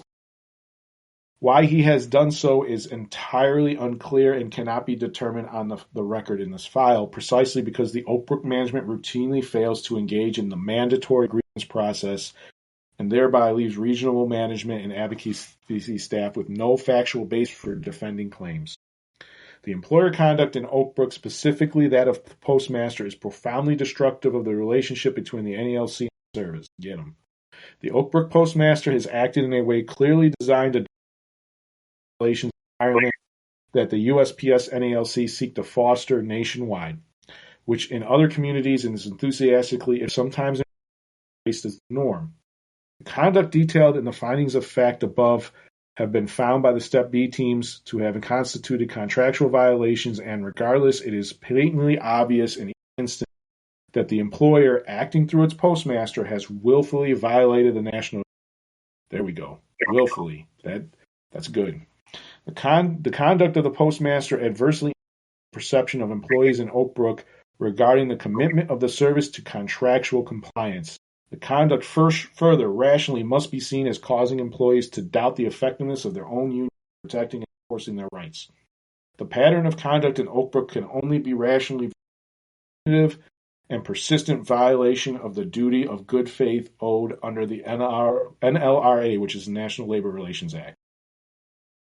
Finally, in the Lutha matter, the conduct of the Oak Brook postmaster and its apparent ratification by upper management, so he's pointing at people above the postmaster here, and refusing an employee pay to which he was entitled unless the union first withdrew a valid grievance, was a frank unfair labor practice prohibited by a remedial under the NLRA and is constituted unlawful retaliation against seeking the assistance of his union and constitutional interference with Lutheran. Yeah, I believe the postmaster here threatened to not pay him if he unless he was, which is absurd. The only matter that needs discussing in this case is the extent and nature of further remedies necessary to address the prior violations and to diminish the likelihood of continuation of the pattern of the Oak Brook postmaster openly flaunting his willingness to violate the national agreement and ignore buying settlements. Get him. C. Remedies. In fashioning remedies, an appropriate remedy, it must be recognized and reiterated that the underlying violations were sometimes minor, but the ensuing acts which were destructive of the grievance process were not accidental or negligent. It was willful and unwarranted refusal to comply with settlements which were in turn premised on acknowledged violations of the contract. No explanation of the failure to simply keep the promises were made in each case was even offered. This case is fundamentally indistinguishable from one in which the undersigned issued a binding award on January 31st, 2022, imposing substantial sanctions as well as an obligation to a training regimen for management officials to avoid a repeat of similar intransients arising in the same region. And he cites an award out of the Chicago installation. A prior arbitration award involving the same regional parties by reviewed a long pattern of failure in particular of the Chicago installation management to meet its clear contractual obligation. Arbitrator Nixon, in an effort to compel management to cease and desist from continuing to violate its duty to timely produce requested and relevant information, and based on multiple prior violations and recalcitrants, mandated that a substantive response to an information request must be provided in 72 hours. And it goes into the relief Nixon ordered back then. Given the violations are still ongoing and given the multiple prior violations, and more importantly, given the repeated acknowledgement by management at varying levels that it repeated promises that it would not do so in the future, and given that the violations strike at the core of the parties' agreed upon dispute resolution process, an enhanced financial remedy would not be inappropriate. Indeed, such a financial remedy is not a remedy such as Nixon would lightly create. As reflected above as to Oak Brook, the employer has used its authority in crafting settlement and step B language to agree that monetary awards and escalating penalties would be appropriate in the event of future comparable violations. That time has arrived. Yes, about time. The remedies requested by the union appear largely and appropriately tailored to remedy in a practical way and to unlikely prevent a reoccurrence of the harms caused by outright and unwarranted refusal of the Oak Brook postmaster to comply with the clear mandates of the CBA, the JCAM, and to comply with prior binding settlement agreements and arbitration awards, and the unexplained failure of those above him in the chain of command to take steps are necessary to compliance. Oak Brook management must comply with the CBA, just as managers at other facilities are obliged to comply. It is obvious that a non-supervisory employee whose conduct similarly and repeatedly resulted in financial losses to the service of a scale comparable to those imposed prior Nixon and both arising in the same region would additionally face severe disciplinary consequences, including facing possible dismissal. And this talks a lot about how Corey has before has talked about, it's unfair how, they could get away with this stuff, but an employee would be fired for repetitive behavior like this. So he at least recognizes that this is a problem and it needs to be addressed. And I'm talking about Arbitrator O'Connor here. The employer in this instance makes a comprehensive argument in support of the general proposition that labor arbitrators do not punitive. The real and understandable focus of the employer's concern regarding the arguably punitive relief is the requested award of the sort of escalating financial compensation anticipated by and directed to be imposed in prior awards and an employer's own voluntary settlements. First, the financial remedy is not punitive in nature, even though it clearly exceeds traditional compensatory grievance awards given in individual employee cases. Rather than classically punitive, the sums here are instead coercive. I like that. The distinction is essentially similar to the difference between criminal and civil contempt of court.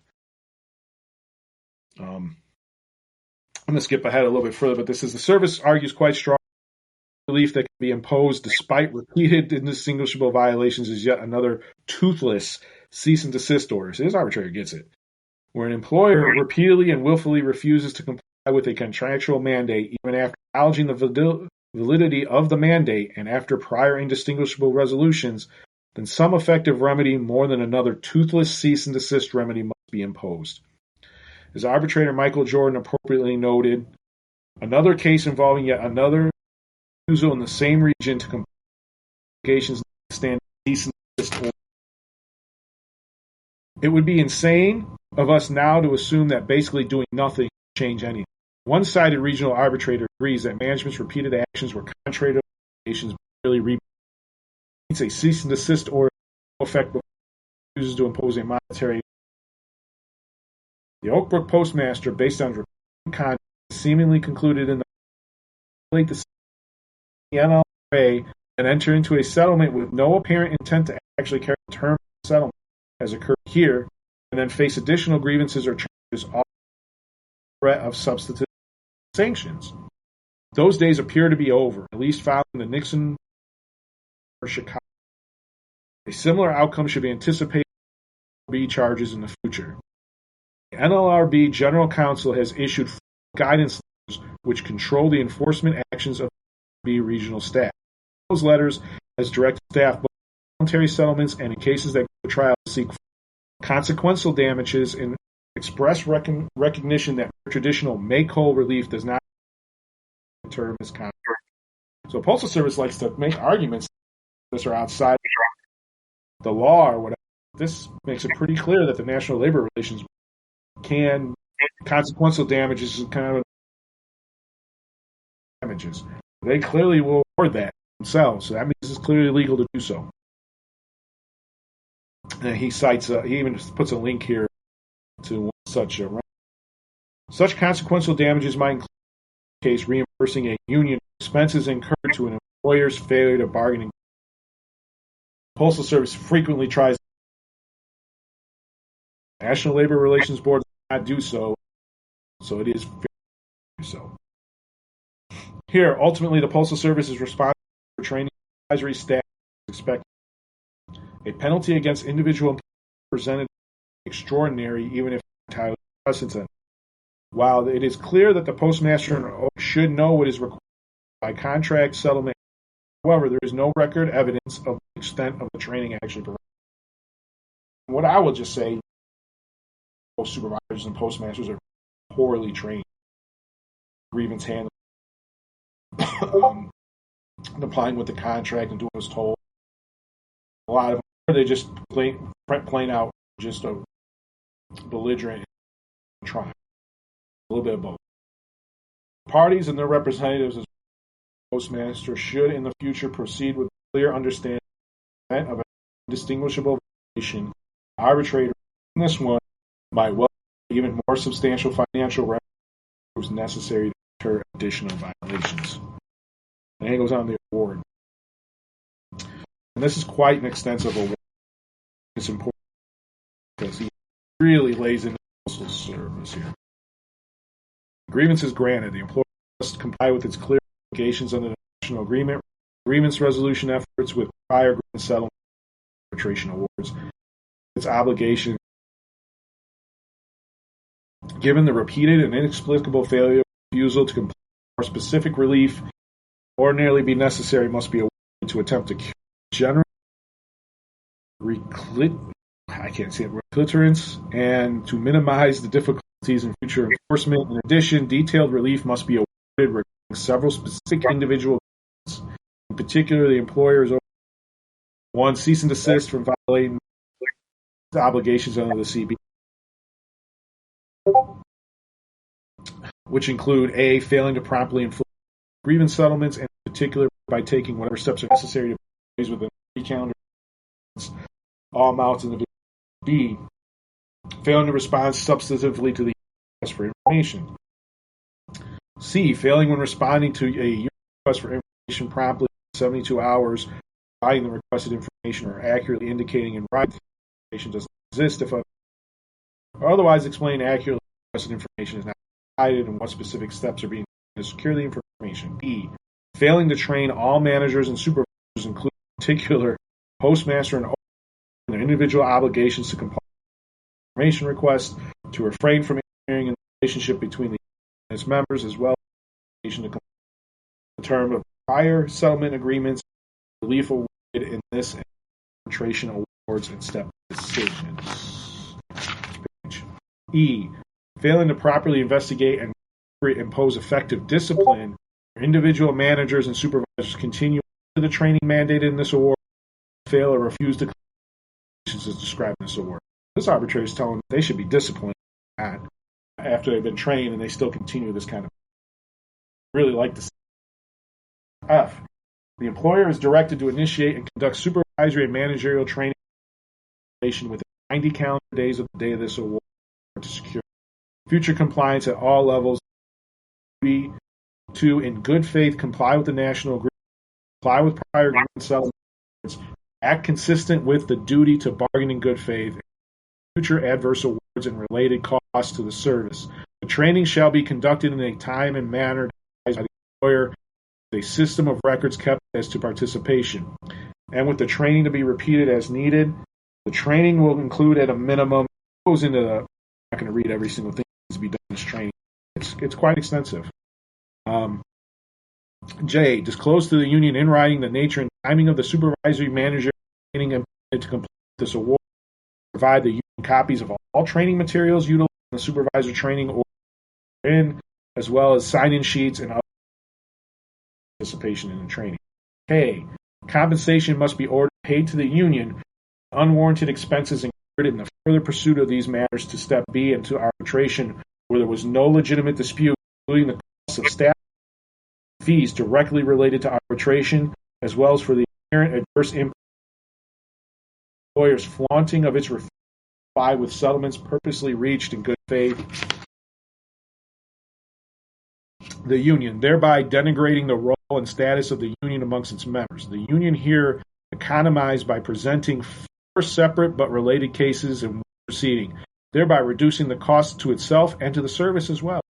The employer is to reimburse the union in a lump sum amount set to deter further comparable violations of $4 to be paid to NALC Region 3 to be used at its discretion in deferring the cost of the members and to provide other services and benefits to members. The payment to be tendered within 60 calendar days. The day of this award is directed to NALC Region 3. So, actually, Mike told me contacting labor and cut it to the branch here, which was 825, because they're the ones who are these regulations. But he was, a lot of this is being set up in a way where this could be used in a regional way. That's what's really big about this award.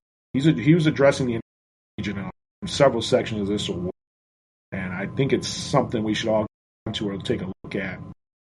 Do this. In ordering relief directly to the union, it is expressed and understood that such relief is unusual and should rarely be awarded, but that where the level of intransience and exhibited here is present, some relief reasonably calculated to the must be awarded, and this financial award expressly intended the attention of upper management on ever fault in this escalation. M. Individual relief is ordered each of named grievance in these consolidated manners and compensate for the delay in payments is contractually improper and in one instance unlawful conduct individually. Such financial compensation is necessary. Compensation is imprecise. The individual awards are as follows, and there's lump sum amounts paid to certain carriers here, and that's in addition to what they were supposed to receive otherwise. And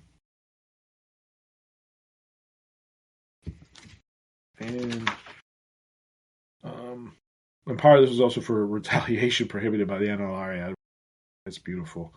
And the union request for individual monetary awards to each member of the Oak Brook unit is denied as being unjustified. So he didn't give us everything we asked for, unnecessary on this record. Oh, the parties may mutually agree to changes in the mechanisms of compliance for the deadline set forth above. However, any efforts at securing mutual agreement will not excuse a failure of timely compliance in the absence of express written agreement to alter the deadlines. P, as previously held by arbitrator Nixon and Jordan, it is directed that further violations of this nature shall be subjected to escalated awards depending on the circumstances review case. So he's saying if they don't comply with all this here, that there's going to be a further escalation beyond this, and this is quite an award. Jurisdiction is retained to resolve any dispute, and they just retain jurisdiction. This award really shows if you're persistent and continually file and file and file, what can hatch. Wow, I don't think it should take all that to get compliance. It shows if we stick to it what we can get if we get the right arbitrator on the right case in the right setting here. And just like another one we have in our region, Mike's talk, which is why I bring it up. There's an arbitrator OB award where for non-compliant, every time there's a non-compliance, it's an automatic $2,500 payment to Branch 11 in Chicago. I believe that specific arbitration award has cost them several $1 million. So and still hasn't quite fixed the issue, but I believe in the stuff in Oak Brook, for 100%, but I think is improved from what it was. It's not my branch, so I can't comment too fully on that. But what I will say, brothers and sisters, is we just really need to just keep on them and keep at it. You can get compliance. If you raise the stakes high enough, it does get their attention, in some places at least, maybe not everywhere. And really just to make sure our contractual rights are being adhered to. That a lot of stuff has been said. We don't know exactly what's been said. We've gotten in our contract over the years. I mean, people who actually know, but I don't. But, as a union representative, I always take it very seriously. Apply to grievance settlements. I enter into management, and I always file non-compliance on those kind of things to ensure the rights of all the carriers that have been everything that's been negotiated on our behalf. With that, and I'm just going to close out and say thanks, Corey, for having me back on. I do hope to plan to visit a little more often since I've been on, but on the show and talking about various issues. I know this. I was actually thinking about maybe doing something on discipline time. I'll save it for though non-compliance. It's been a frequent issue all over, and it's part of the reason why our grievance system is getting clogged. So any better ways we could all come up with to address this or future, I'm sure there's other people that have stuff out there. I'd like to work for them too. And any questions or any assistance, contact Corey. Corey has my account. That I'd like to turn back over to Brother Corey Walton.